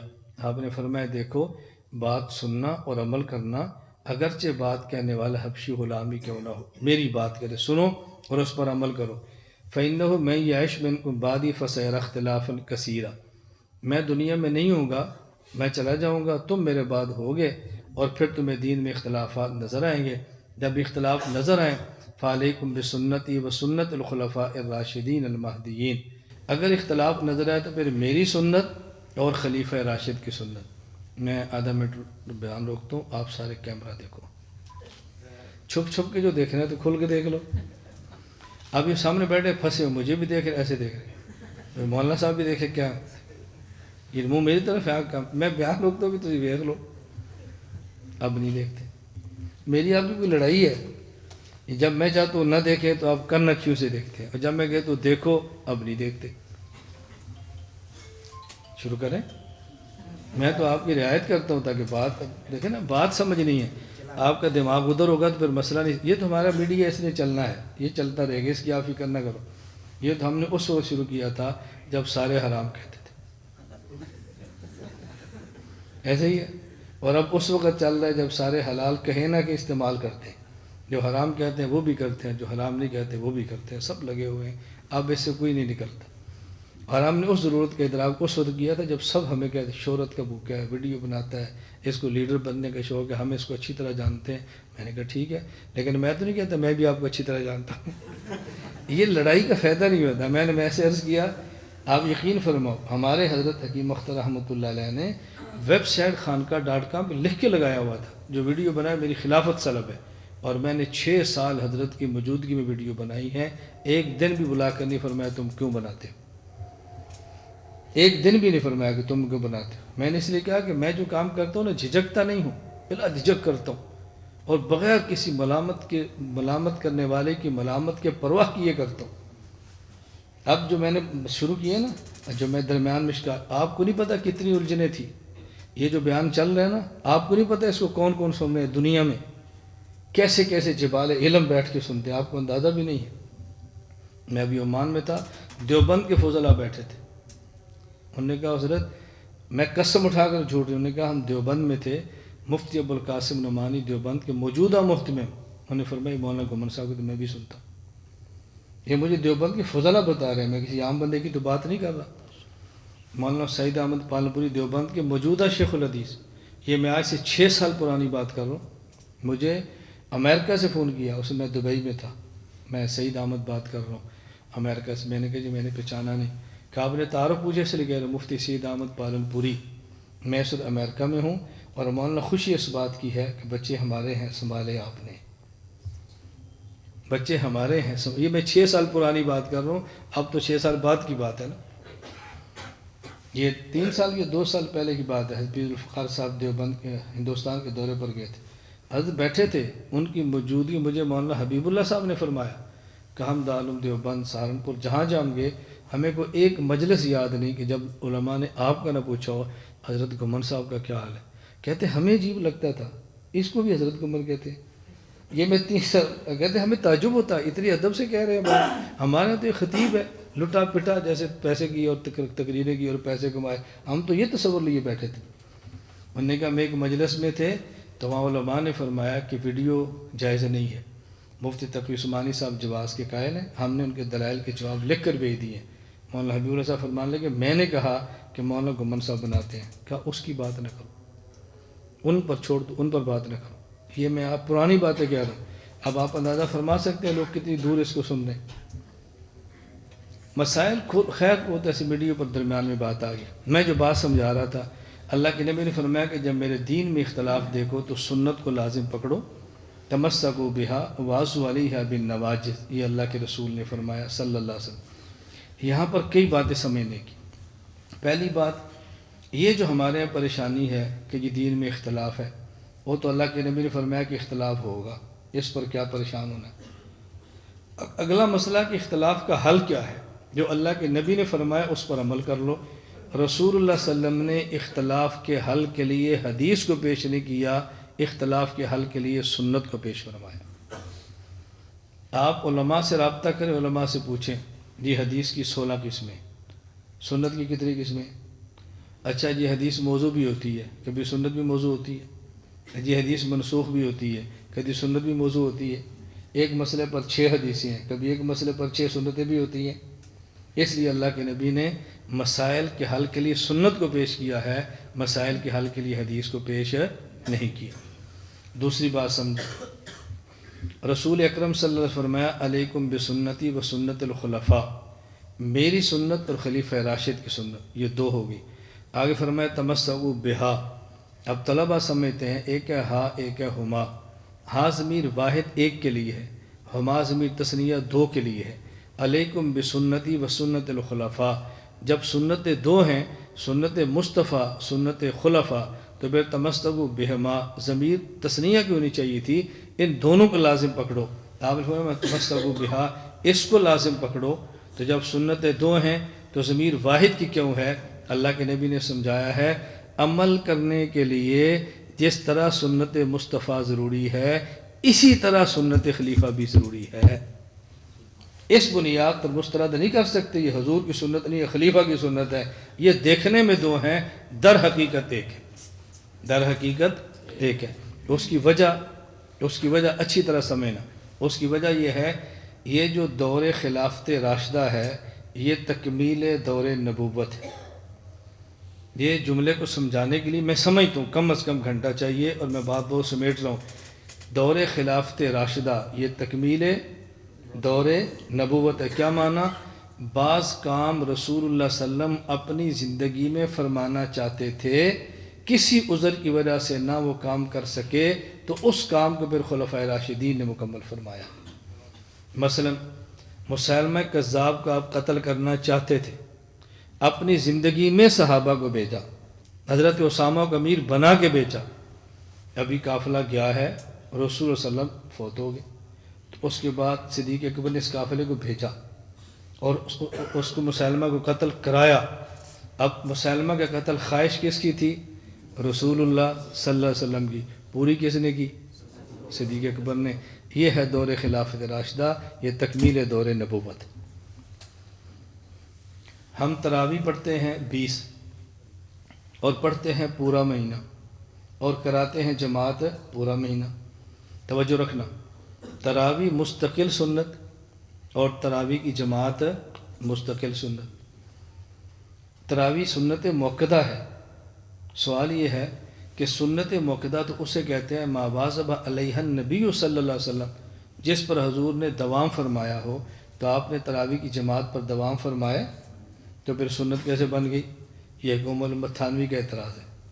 پھر جواب یہ حکیم الامت تھانوی کا ہے، فرمایا سنت کیسے بن گئی؟ بات سمجھنا، رسول اکرم صلی اللہ علیہ وسلم نے جب 23 پھر 25 اور پھر 27 3 رات جماعت کرائی، 28 کی رات آپ جماعت کے لیے نہیں آئے، صحابہ حضور پاک صلی اللہ علیہ وسلم کا وہ جو خیمہ تھا اس میں اعتکاف میں تھے اس کے باہر آ گئے، آپ صلی اللہ علیہ وسلم فجر کی نماز کے لیے تشریف لائے، جماعت کرائی، مختصر سا خطبہ دیا اور آپ نے فرمایا انی لم یخف علی مکانکم، میرے علم میں تھا کہ تم میرے خیمے کے باہر آئے تھے، میرے علم میں تھا، میں باہر کیوں نہیں نکلا؟ انی خشیت ان یفترض علیکم، میں چاہتا تھا کہ تراویح کی جماعت کراؤں لیکن میں نے کیوں نہیں کرائی؟ کہیں تراویح تمہاری اوپر فرض نہ ہو جائے۔ تو حضور کرانا چاہتے تھے نا، حضرت عمر نے پھر پورا مہینہ جماعت کروائی ہے، تو خواہش حضور کی تھی اور پوری عمر نے کی ہے۔ یہ ہے دور خلافت راشدہ، تکمیل دور نبوت۔ حکیم التھانی فرماتے ایک ہوتا ہے دوام حقیقی، ایک ہوتا ہے دوام سوری۔ دوام سوری وہ دوام ہے جو نظر آئے اور دوام حقیقی وہ دوام ہے جو نظر نہ آئے۔ تو 20 رکعت تراویح کی جماعت کا دوام ہے لیکن دوام سوری نہیں ہے بلکہ دوام حقیقی ہے، یعنی حضور کروانا چاہتے تھے لیکن عذر کی وجہ سے نہیں کروایا۔ عذر کیا تھا کہ تراویح فرض ہو جائے گی اور آپ نے نہیں کروائے۔ حضرت عمر نے پورا مہینہ جماعت بھی کرا دی کیونکہ نبی کے مسلسل جماعت سے نماز فرض ہوتی ہے، خلیفہ کے مسلسل جماعت سے نماز فرض نہیں ہوتی۔ عذر کا عذر بھی نہیں ہے اور اللہ کے نبی کا عذر تھا، عمر کا عذر نہیں ہے، اور تراویح پورا مہینہ جماعت بھی کرا دی ہے۔ میں سندھ دورے پر تھا تو آدمی کے ساتھ رہ رہ کر نا مزاج کیسے بنتا ہے، میں نے سکھر یہ بیان کیا اور بیان پر کمرے میں گیا تو میرے ساتھ ایک ساتھی تھا، بطور خادم کہہ لیں گارڈ کہہ لیں، میرے ساتھ تھا۔ اچھا جب میں کمرے میں گیا تو اس نے اندر سے کنڈی لگا لی، مجھے کہتا ہے میں نے ایک بہت ضروری بات کرنی۔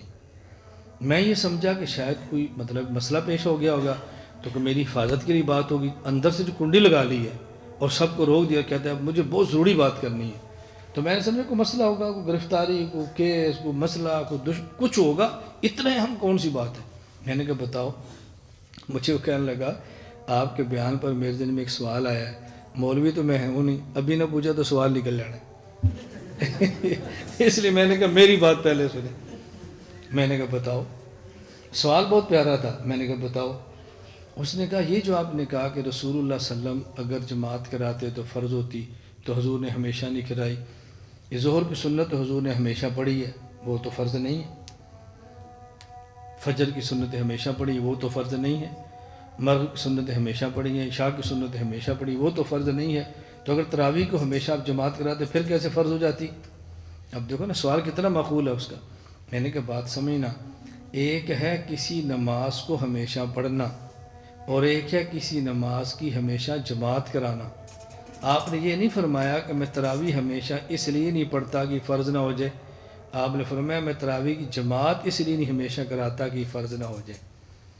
فجر کی 2 سنتیں آپ نے ہمیشہ پڑھی ہیں، جماعت نہیں کرائی، اور فجر کے 2 فرض ہمیشہ پڑھے ہیں اور جماعت کرائے، وہ فرض ہو گئے، یہ سنتیں رہ گئی۔ ظہر کی 4 رکعتیں ہمیشہ پڑھی ہیں، جماعت نہیں کرائی، اور جن 4 کی ہمیشہ جماعت کرائی ہے وہ فرض ہو گئے ہیں۔ تو آپ نے فرمایا میں تراویح تو پڑھتا ہوں، سمجھانے کے لیے کہہ رہا ہوں، میں اگر جماعت ہمیشہ کراؤں گا تو فرض ہو جائے گی، تو ہمیشہ نماز پڑھنا اور ہوتا ہے اور نماز کی ہمیشہ جماعت کرانا اور ہوتا ہے۔ کہا جی بس ٹھیک ہے، مجھے سمجھ آ گیا۔ مطلب ایک بندے کا ذہن بنتا ہے نا، میں جو آپ کو بارہا کہتا ہوں، میں بات موضوعات کو چھیڑتا ہوں، ذہن سازی کرتا ہوں تاکہ آپ کا ایک مزاج بنے کہ بات سمجھنی کیسے ہے، سمجھانی کیسے ہے، بات کا جواب کیسے دینا ہے۔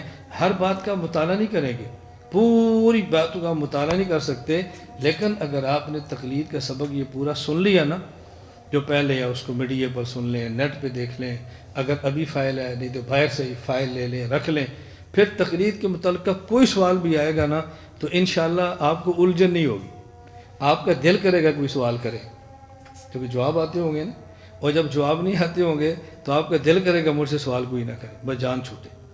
اللہ ہمیں بات سمجھنے کی توفیق دے۔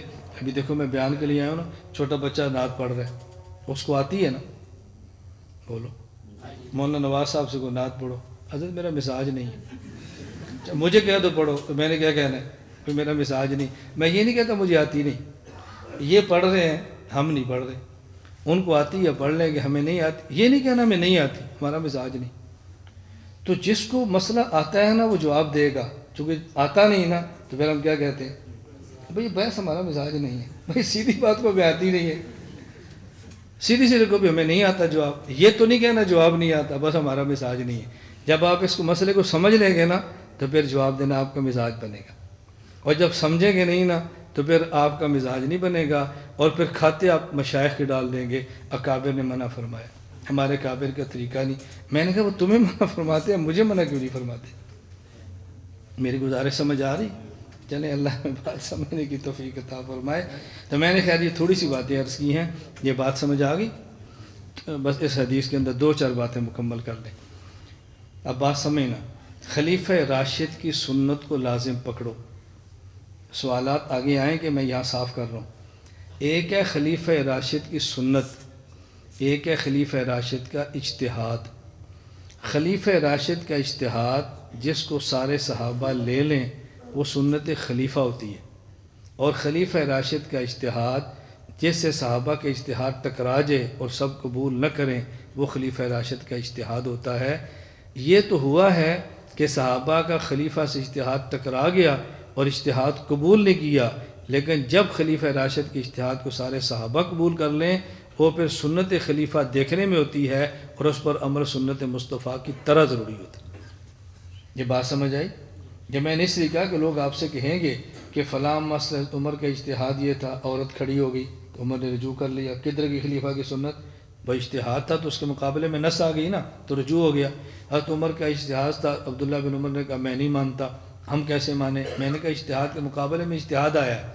حضرت عثمان نے جو دوسری اذان فرمائی نا ان کا اجتہاد تھا، اور اس کو سب صحابہ نے قبول کیا ہے۔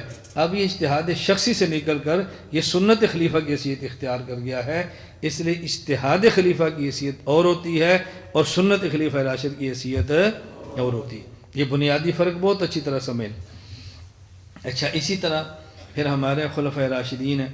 نمبر 1 حضرت ابو بکر، حضرت عمر، حضرت عثمان، حضرت علی رضی اللہ تعالیٰ عنہ مجمعین، یہ ہیں خلفۂ راشدین۔ اچھی طرح سمجھنا۔ بعض لوگ کہیں گے نہیں جو خلفۂ راشدین تو 7 ہے، حضرت ابو بکر، حضرت عمر، حضرت عثمان، حضرت علی، حضرت معاویہ، حضرت حسن، حضرت معاویہ، عبداللہ بن زبیر۔ یہ کیوں؟ اس لیے کہ ان تینوں کی خلافت تو تاریخ سے ثابت ہے، اور ان کا راشد ہونا قرآن سے ثابت ہے، اولئک هم الراشدون، یہ راشد بھی ہیں، خلیفہ بھی ہیں۔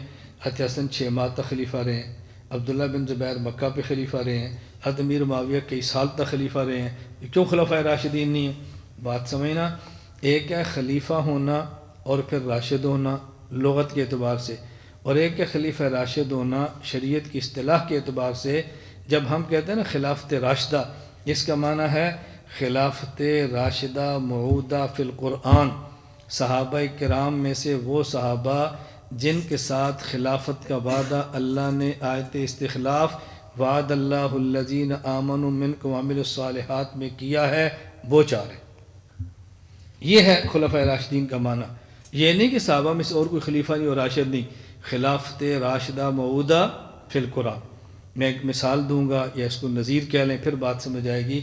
سارے صحابہ جنتی ہیں، کل وعد اللہ الحسن، سب جنتی ہیں، قرآن کا فیصلہ ہے، لیکن ہم کہتے ہیں 10 صحابہ کون ہیں؟ 10 مبشرہ بالجنہ۔ کیا معنی؟ یہ 10 وہ جن کو جنت کی بشارت دی ہے، جنت کی بشارت تو سب کو دی ہے۔ اب کوئی بندہ کہتے نہیں نہیں 10 مبشرہ بالجنہ غلط ہے، سب صحابہ کو جنتی کہو، یہ تم نے 10 کو جنتی کیا کر باقی کو کیا کہہ دیا ہے؟ ہم نے کہا بھی بات سمجھو، 10 مبشرہ بالجنہ کا مطلب کیا ہے؟ اگر کوئی بندہ آپ سے پوچھے وہ صحابہ بتاؤ جن کا نام لے کر ایک مجلس میں رسول اللہ صلی اللہ علیہ وسلم نے جنتی ہونے کی بشارت دی ہے، وہ کتنے ہیں؟ اب یہ کلوں وعد اللہ کے خلاف ہے؟ نہیں۔ اسی طرح وہ صحابہ بتاؤ جن کی خلافت کا وعدہ اللہ نے آیت استخلاء وعد اللہ الذین آمنوا منکم میں کیا ہے، وہ کتنے ہیں؟ 4۔ یہ ہے معنی۔ اب سمجھ آ گئی؟ یہ اصطلاح ہے، اس لیے ہم کہتے ہیں خلفائے راشدین 4 ہیں۔ تو جب کہ نا خلافت راشدہ تو جواب بولو نا، حق 4 یار۔ جب بھی پوری بات نہیں سمجھ آتی نا، لوگ کہتے ہیں نہیں جی خلافت راشدہ حق سارے یار حق ہیں، 4 کیوں حق ہیں؟ میں نے کہا یہ تو بات ہی نہیں ہو رہی۔ اور یہ تو سمجھو نعرہ لگا کیا ہے؟ ہم کہتے ہیں نعرہ تکبیر، تو جواب بولو، حضور چھوٹے ہیں صلی اللہ علیہ وسلم، تو محمد رسول اللہ کون ہے؟ کوئی حضور چھوٹے ہیں؟ تو پھر آپ صرف اللہ اکبر کیوں کہتے ہو؟ جب کہتے ہیں نعرہ تکبیر، اس کا معنی یہ پوچھتا ہے سب سے بڑا کون ہے؟ کیا جواب ہوگا؟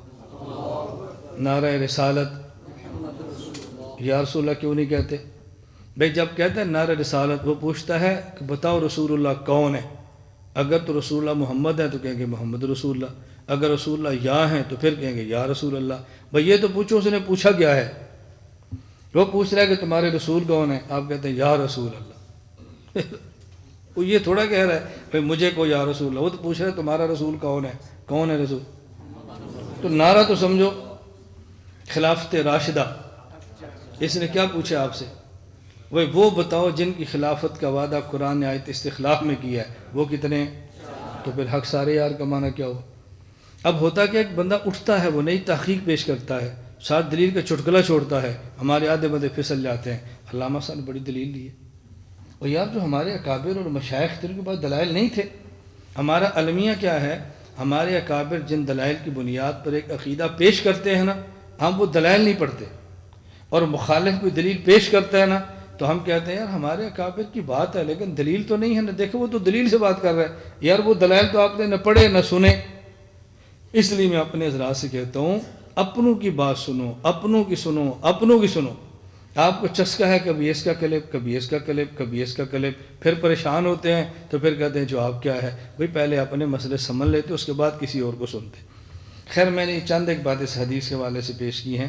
اللہ تعالیٰ ہم سب کو بات سمجھنے کی، عمل کرنے کی توفیق عطا فرمائے۔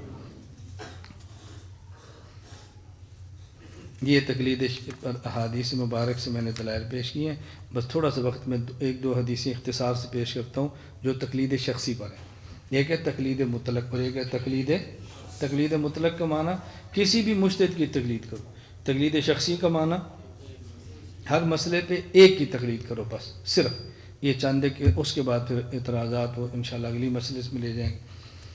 قرآن کریم میں ہے وَاتَّبِعْ سَبِيلَ مَنْ أَنَابَ إِلَيَّ، تم اس شخص کی اتباع کرو جو ہماری طرف رجوع کرتا ہے۔ اب اس سے مراد کون ہیں؟ اللہ کے نبی بھی ہیں، صحابہ بھی ہیں، اور ایک تفسیر میں سے مراد ہے ابو بکر صدیق رضی اللہ تعالی عنہ۔ تو یہاں کیا فرمایا؟ وَاتَّبِعْ سَبِيلَ یا سُبُلَ، سبیل واحد ہے، سبل جمع ہے، تو ایک کی بات کی ہے، تو قرآن کریم سے ثابت ہے۔ لمبا واقعہ ہے، میں صرف اس کا ایک جز پیش کرتا ہوں۔ سیالکوٹ ہماری اچانک گفتگو غیر مکلف سے طے ہوگی، عنوان تقلید پر تھا، اس نے پیش کیا ایضاح الادلہ، حضرت شیخ الہند رحمہ اللہ کی عبارت۔ اس نے کہا جی تمہارے بابا جی شیخ الہند نے قرآن کریم میں تحریف کی ہے۔ قرآن کریم میں فَإِن تَنَازَعْتُمْ فِي شَيْءٍ فَرُدُّوهُ إِلَى اللَّهِ وَالرَّسُولِ، حضرت لکھا ہے فَرُدُّوهُ إِلَى اللَّهِ وَأُولِي الْأَمْرِ، لکھ دیا۔ انہوں نے کہا دیکھو قرآن کہتا ہے فَرُدُّوهُ إِلَى اللَّهِ وَالرَّسُولِ، شیخ نے کہا فَرُدُّوهُ إِلَى اللَّهِ وَأُولِي الْأَمْرِ مِنْكُمْ، تو قرآن میں تحریف کی ہے۔ اچھا اللہ کی شان یہ کہ جب وہ یہ بات کہہ رہے تھے نا، اسی نشست میں ان کی زبان سے نکل گیا، قرآن کریم میں ہے وَاتَّبِعْ مَنْ أَنَابَ إِلَيَّ، قرآن کریم وَاتَّبِعْ مَنْ أَنَابَ إِلَيَّ، کہ تم اتباع کرو، تم تقلید کرتے ہو۔ قرآن کہتا ہے جو میری طرف لے کر اس کی اتباع کرو، تم تو تقلید کرتے ہو۔ اور تمہارے بابا جی نے بھی کہا ہے فَإِذَا تَنَازَعْتُمْ فَرُدُّوهُ إِلَى اللَّهِ وَأُولِي الْأَمْرِ مِنْكُمْ، انہوں نے قرآن میں تعریف کیا۔ جب ان کی بات ختم ہے میں نے جواب دینا تھا نا، میں نے کہا ہے شیخ الہند نے تعریف اگر کی ہے وہ تو فوت ہو گئے، تم نے تعریف کی اور تم زندہ ہو، پہلے تم توبہ کرو۔ کہا جی کیوں؟ میں نے کہا تم نے کہا وَاتَّبِعْ مَنْ أَنَابَ، قرآن میں وَاتَّبِعْ سَبِيلَ مَنْ أَنَابَ، تم نے تعریف کی ہے، کرو توبہ۔ کہا جی غلطی ہو گئی، بھول گیا تھا۔ میں نے کہا تم نے بھول کے کہہ دیا، ان نے بھول کے لکھ دیے، بس بعد میں ہم نے اس کی بھی اصلاح کر دی ہے، تم نے بھی اصلاح کر لی ہے، تعریف ختم ہو گئی۔ کہا جی معذرت۔ میں نے کہا چلو دوسری بات کرو۔ یہ میں خیر اصل میں واقعات اس پہ سناتا ہوں کہ جب آپ اخلاص سے کام شروع کریں گے نا، اللہ مخالف سے ایسی غلطی کرائے گے تو آپ حیران ہو جائیں گے کہ جواب کیسے ذہن میں ہے۔ میں اس عنوان کو کبھی آپ کو سناؤں نا کہ جتنی ہماری گفتگویں دنیا میں ہوئی ہیں، فلاں نے بات کی تو یہ جواب، فلاں نے بات تو یہ جواب، فلاں نے بات، ایک مستقل یہ باب ہے کہ اللہ تعالیٰ مدد کیسے فرماتے ہیں۔ چلیں حدیث سنیں۔ صحیح بخاری باب قول النبی صلی اللہ علیہ وسلم لو کنت متخذا خلیلا، حضرت رسول اللہ علیہ وسلم کے پاس ایک عورت آئی کہ یا رسول اللہ مجھے مسئلہ بتائیں، اور میں کل آنا۔ انہوں نے کہا یا رسول اللہ اگر میں کل آؤں، ارأیت ان جئت ولم اجدک، اور کل آپ نہ ہوں تو پھر؟ آپ نے فرمایا ان لم تجدینی فاتی ابا بکر، اگر تو کل آئے اور میں دنیا میں نہ ہوں تو ابو بکر کے پاس جانا۔ تو رسول اللہ صلی اللہ علیہ وسلم نے ایک کا نام لیا یا قرآن کا نام لیا؟ ایک کا نام یا حدیث کا نام؟ ایک کا نام یا تمام کا نام؟ دیکھو یہی تقلید شخصی ہے۔ فرمایا میں نہ ہوں تو ابو بکر کے پاس جانا رضی اللہ تعالی عنہ۔ اچھا، ایک صحیح بخاری باب المیراث۔ اب یہاں پر ایک مسئلہ بیان کیا ہے۔ ایک آدمی نے ابو موسیٰ اشعری رضی اللہ تعالیٰ سے مسئلہ پوچھا کہ ایک آدمی فوت ہو گیا ہے، اس کی بیٹی ہے، نمبر 2 اس کی بہن ہے، نمبر 3 اس کی پوتی ہے، تو وراثت کو تقسیم کیسے کرے؟ ابو موسیٰ اشعری فرمانے لگے آدھا بہن کو دے دو، آدھا بیٹی کو دے دو، اور پوتی محروم ہے، اس کو کچھ بھی نہیں ملے گا۔ اور فرمایا تم چاہو تو یہ مسئلہ عبداللہ بن مسعود سے پوچھو، وہ بھی وہی بتائیں گے جو میں نے بتایا۔ وہ عبداللہ بن مسعود کے پاس کے رضی اللہ تعالیٰ عنہ۔ حضرت عبداللہ بن مسعود فرمانے لگے جو بات انہوں نے مسئلہ بتایا وہ میں بتاؤں تو جیسے انہوں نے غلط کیا میں نے بھی غلط کیا، ان کا مسئلہ ٹھیک نہیں ہے، میں وہ بتاؤں گا جو اللہ کے رسول کا فیصلہ ہے۔ کہا جی کیا فیصلہ ہے؟ عبداللہ بن مسعود فرمانے لگے آدھا بیٹی کو دے دو، چھٹا حصہ پوتی کو دے دو، باقی سارا بہن کو دے دو۔ اب یہ واپس آ کر مسئلہ ان نے حضرت ابو موسیٰ اشعری کو بتایا کہ عبداللہ بن مسعود تو یوں فرماتے ہیں۔ اب جواب سنو۔ حضرت ابو موسیٰ اشعری فرماتے ہیں لا تسألونی ما دام ھذا الحبر فیکم، جب تک یہ علم کا سمندر تمہارے اندر موجود ہے تب تک مجھ سے مسئلہ نہ پوچھنا۔ تقلید شخصی کسے کہتے ہیں؟ یہی تقلید شخصی ہے نا۔ چوتھی یہ حدیث سنیں۔ حضرت عمر بن خطاب رضی اللہ تعالیٰ نے خطبہ دیا، مصنف ابن ابی شیبہ باب ما قالوا فی من یبدأ بہ فی الأوتیہ۔ حضرت عمر بن خطاب فرماتے ہیں خطبہ دیا، فرمایا من احب ان یسأل عن القرآن، جو قرآن کے بارے میں مسئلہ پوچھنا چاہے فلیات ابی بن کعب، ابی بن کعب کے پاس جائے۔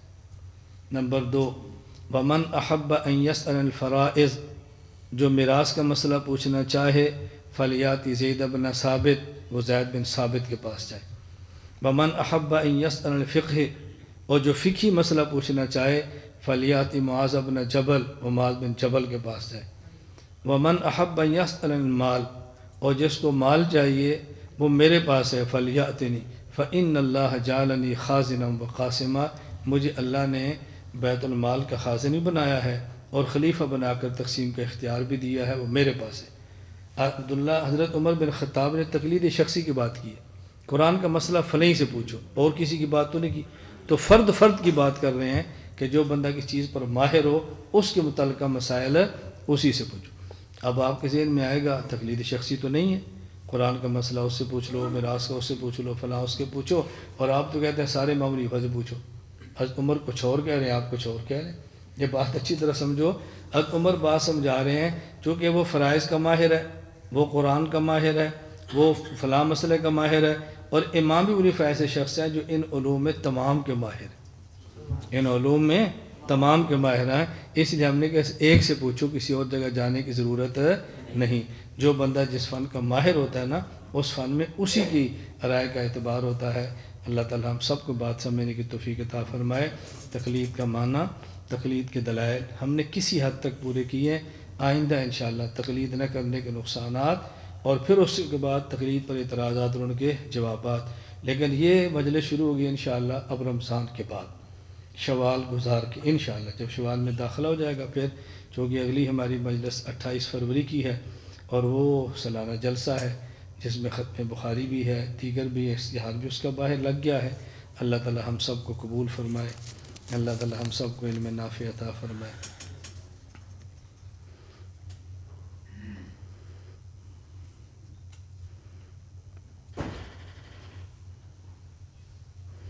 یہ بعض سوال پہ ایسے میں نے عرض کیا کہ پہلے بہت دیر ہو گئی، بہت لمبی باتیں، ایک تو بندے کا نام لے کر کا فلاں بندے کو سننا کیسا ہے، اس کے میں نے آپ کو جواب دیا، فلاں فلاں کو نہ سنیں، پہلے ہمیں سنیں، جب ہمارے بیانات پورے ہو جائیں پھر فلاں کو سننا شروع کر دیں۔ کتنا آسان تھا کام ہے، پہلے اپنوں کو سن لو پھر غیروں کو سنو، اور جس بندے کو پاس اپنے دلائل ہے وہ دوسروں کو نہ سنا کرے۔ پھر دوسرے لوگوں کو کسی دیوبندی خطیب کا خطابت سکھانا، ان سے معاوضہ لینا، یہ درست ہے؟ مجھے نہیں سمجھ آ رہی ہے۔ خطابت بھی سکھانا ہے پھر معاوضہ بھی لینا ہے، مطلب یہ ہے کہ جو ہمارے مسلک کے نہیں ہیں ان کو خطابت سکھائیں اور ان سے پیسے لیں۔ ہم تو اس کو جائز نہیں سمجھتے، بھی اپنے خلاف بندے آپ خود تیار کریں، یعنی تقریر آپ سکھاؤ پھر اپنی ٹھکائی کرو، کیوں؟ اس لیے کہ ہم نے پیسے لیے ہیں۔ کیسا مسلمان ہے؟ مذاہب ائمہ اربعہ کے وجود میں آنے کا سبب کیسے کم و بیش کیوں نہیں؟ یہ تکوینی امر ہے اللہ کی طرف سے۔ مجتہد تو بہت تھے، اجتہادات بھی بہت سے کیے، اللہ کے یہاں قبولیت عامہ خاصہ ان کو ملی ہے، باقی حضرات بھی تھے۔ بعض رفع الیدین کے ثبوت کے لیے علامہ عبداللکھنوی حضرت شاہ اسماعیل شہید کے عمل کو پیش کرتے ہیں، کیا باقی نظر رفع الیدین ثابت ہے؟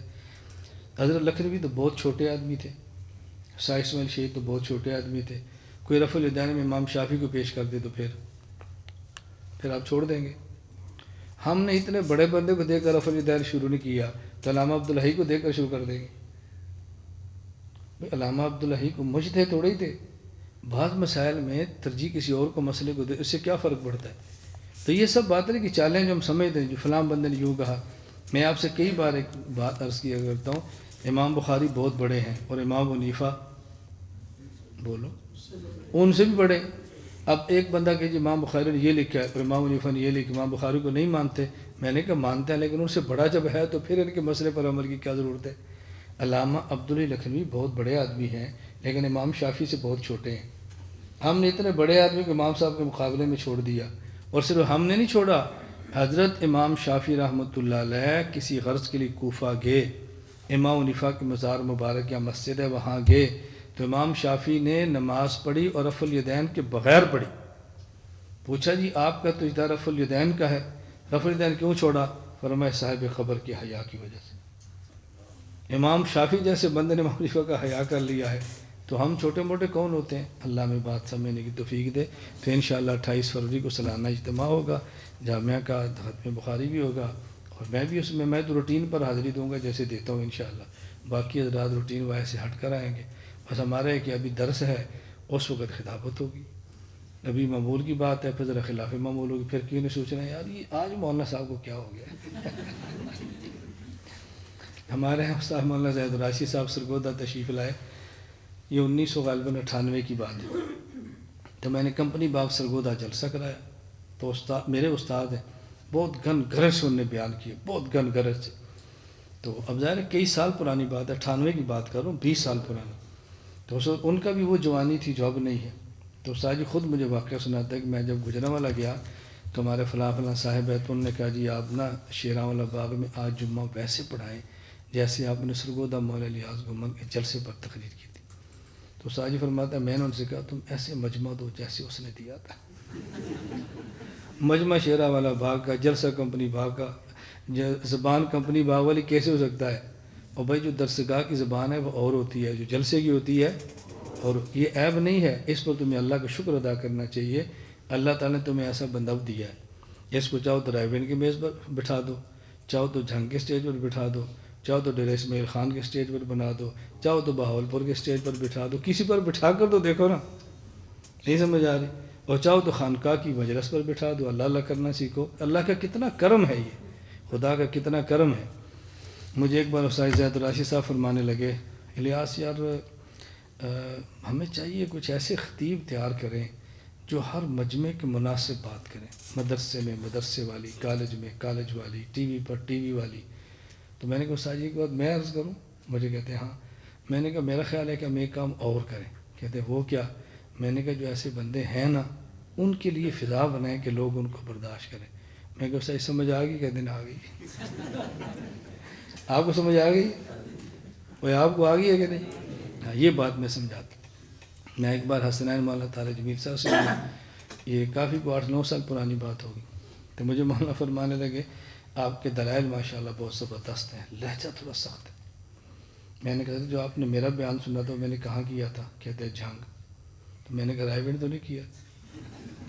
مولانا فرماتے ہیں میں تنقید نہیں کر رہا. میں نے کہا کب تنقید فرما رہے؟ میں تنقید کا جواب نہیں دے رہا، میں صرف یہ کہہ رہا ہوں جب کوئی بندہ میرے بارے میں پوچھے اور آپ یہ فرمائیں کہ دلائل بہت اچھے ہیں، لہجہ بہت سخت ہے، لوگ سمجھیں گے کہ مولانا طارق جمیل صاحب مولانا الیاس گمن کے مخالف ہیں. اس کی بجائے آپ یہ فرمایا کریں کہ مولانا کے اندر خوبی ہے کہ رائے گنج ہو تو وہ لہجہ، جنگ ہو تو وہ لہجہ، یہ دونوں لہجے جانتا ہے. آپ یوں فرمایا کریں. ظاہر ہے جو بیان جنگ کا ہوگا وہاں میں کون سا لہجہ ہوں گا. اب جس کے رد میں نے بیان کیا تھا وہ بیان آپ کے علم میں نہیں ہے نا، وہ تو غیر مقلد عالم تھا، زندہ ہے، میں نام نہیں لیتا، اس نے بیان کیا اور اتنے چیلنج سے بیان کیا نا. مفتی تقی عثمانی کو لاؤ، مولانا صفحان صفدر کو لاؤ. اس کے بعد ساتھی نے مجھے بلایا تو یہ اس کا جلسہ تھا، اسی کے مقابلے میں کچھ دن بعد میرا جلسہ رکھ لیا. میں نے کہا جیب میں ہاتھ ڈال کے باہر نکلنا، تجھ جیسے 25 نکلتے، تیرے جیسے کے لیے مفتی تقی عثمانی لاؤ، آزادی کوڑ کے لیے اشتیرہ نال جپے. تو میرے سوال کا جواب دے، تقی عثمانی کو لاؤ. میں نے یوں رگڑا نا جی، میرا اندازہ کم از کم 8 یا 9 سال ہو گئے ہیں آج تک اس شہر میں اس غیر کو دوبارہ بیان نہیں کیا. بات سمجھ آئی؟ یہ آپ کے ساتھ مامو کانجن ہے. یہ میرا خیال ہے کوئی 10 سال پرانی بات ہوگی. رانا شمشاد سلفی آیا، جماعت الدعوہ نے بلایا. آپ ایک بار میرا بیان سن لیں، نہ سنیں تو کہیں سے منگائیں. اس نے فقہ حنفی پر 10 اعتراض کیے جماعت الدعوہ کے جلسے پر اور میڈیا پر. مجھے بلایا، میں نے 10 اعتراض کا جواب دیا، پھر 10 اعتراض بطور قرض کے کیے. پہلے 10 کا جواب دیا، پھر 10 میں نے قرضے پھینکے. پھر اگلی بات میں نے کی، میں نے کہا میں یہاں چیلنج دے کر جا رہا ہوں، آئندہ تم اس کو اپنے جہادی سٹیج پہ بلا کے حنفیت کی مخالفت کرانا، پورے مامو کانجن میں تمہیں ایک دانہ کو عشر کا دے دے تو میرا ناک کاٹ دینا. یار آپ جہاد کرو، میں منع تھوڑا کر رہا ہوں. آپ اپنا مسلک بیان کرو، میں کو لڑ رہا ہوں آپ سے. جہاد کے نام پہ بندے اکٹھے کرو اور پھر ہماری مخالفت کرو، ہمیں گالیاں دو، ہمارے بندوں کو سمجھاؤ، بھائی یہ بہت مشکل ہے. اس کے بعد میرا خیال ہے شاید وہ ایک بار آیا ہو، ورنہ 12 سال میں میرا اندازہ وہ دوبارہ نہیں گیا. اگر گیا بھی ہے پھر حنفیت کو نہیں چھیڑا. اور ہمارا وہاں پہ جامعہ امام اعظم ابو حنیفہ مدرسہ بن گیا ہے، دورہ حدیث تک تعلیم شروع ہو گئی ہے. انشاءاللہ العزیز 13 مارچ کو میں ختم بخاری اور ختم تحوی کے لیے خود جا رہا ہوں. اب یہ کام آپ کے علم میں نہیں ہے نا، رگڑے آپ نے دینے ہیں، کارگزاری ہماری آپ کے علم میں ہے نہیں کس کس جگہ پر کیسے کام ہوا ہے. میں صرف گزارش ہی کر رہا ہوں کہ انشاءاللہ 28 کا جلسہ ہوگا، وہ درس نہیں ہوگا. پھر جلسے پر بیان جلسے والا ہوتا ہے، درس پر بیان درس والا ہوتا ہے. بس ہماری ایک شرط ہمیں بیان کرنے دو، پھر ہمیں بریکیں نہ لگاؤ. ہمیں ایسے تک اسٹیج پر اعلان کرتے ہیں حضرت مولانا الیاس گھمن اپنے مخصوص لہجے میں بیان کریں گے اور کان میں کہتے ہیں ذرا خیال رکھنا. لے گا بھائی مخصوص لہجے سے پانی پھر گیا، یا تو پھر لہجے نہ چلن دیو. تو سمجھ آ رہی؟ کانے سے کہنا خیال رکھنا تو اسٹیج کہنا مخصوص لہجہ، پھر مخصوص لہجہ پانی پھر گیا نا، خیال نہ تو لہجے نہیں چلتے. خیر یہ تو میں انسانی کے لیے ایسی بات کرتا ہوں مذاق کے طور پر. الحمدللہ مجھے اس سٹیج سے کبھی کسی نے نہیں روکا، کبھی کہ مولانا صاحب یہ بیان کریں یہ نہ کریں، کبھی بھی نہیں روکا. میں خود سمجھتا ہوں کہ ہمیں بیان کون سے کرنے چاہیے. ہمارا ملک ہے، ہمارے جامعات ہیں، ہم نے ٹکراؤ پیدا نہیں کرنا، لڑائی پیدا نہیں کرنی، قتل و غارت تک نہیں بات نہیں، تشدد تک بات نہ جائے. بس دلائل سے اپنا مسلک بیان کریں، بس ہماری یہی غرض ہے.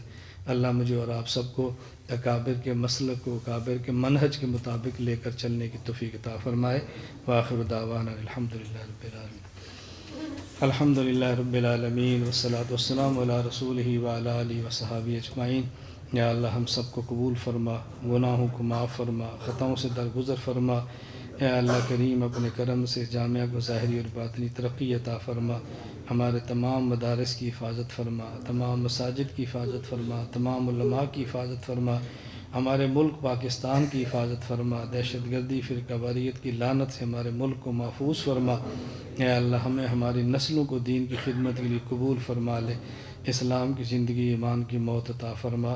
وصلی اللہ تعالی علی رسول خیر خلقہ محمد وعلی آلہ وصحبہ اجمعین برحمتک۔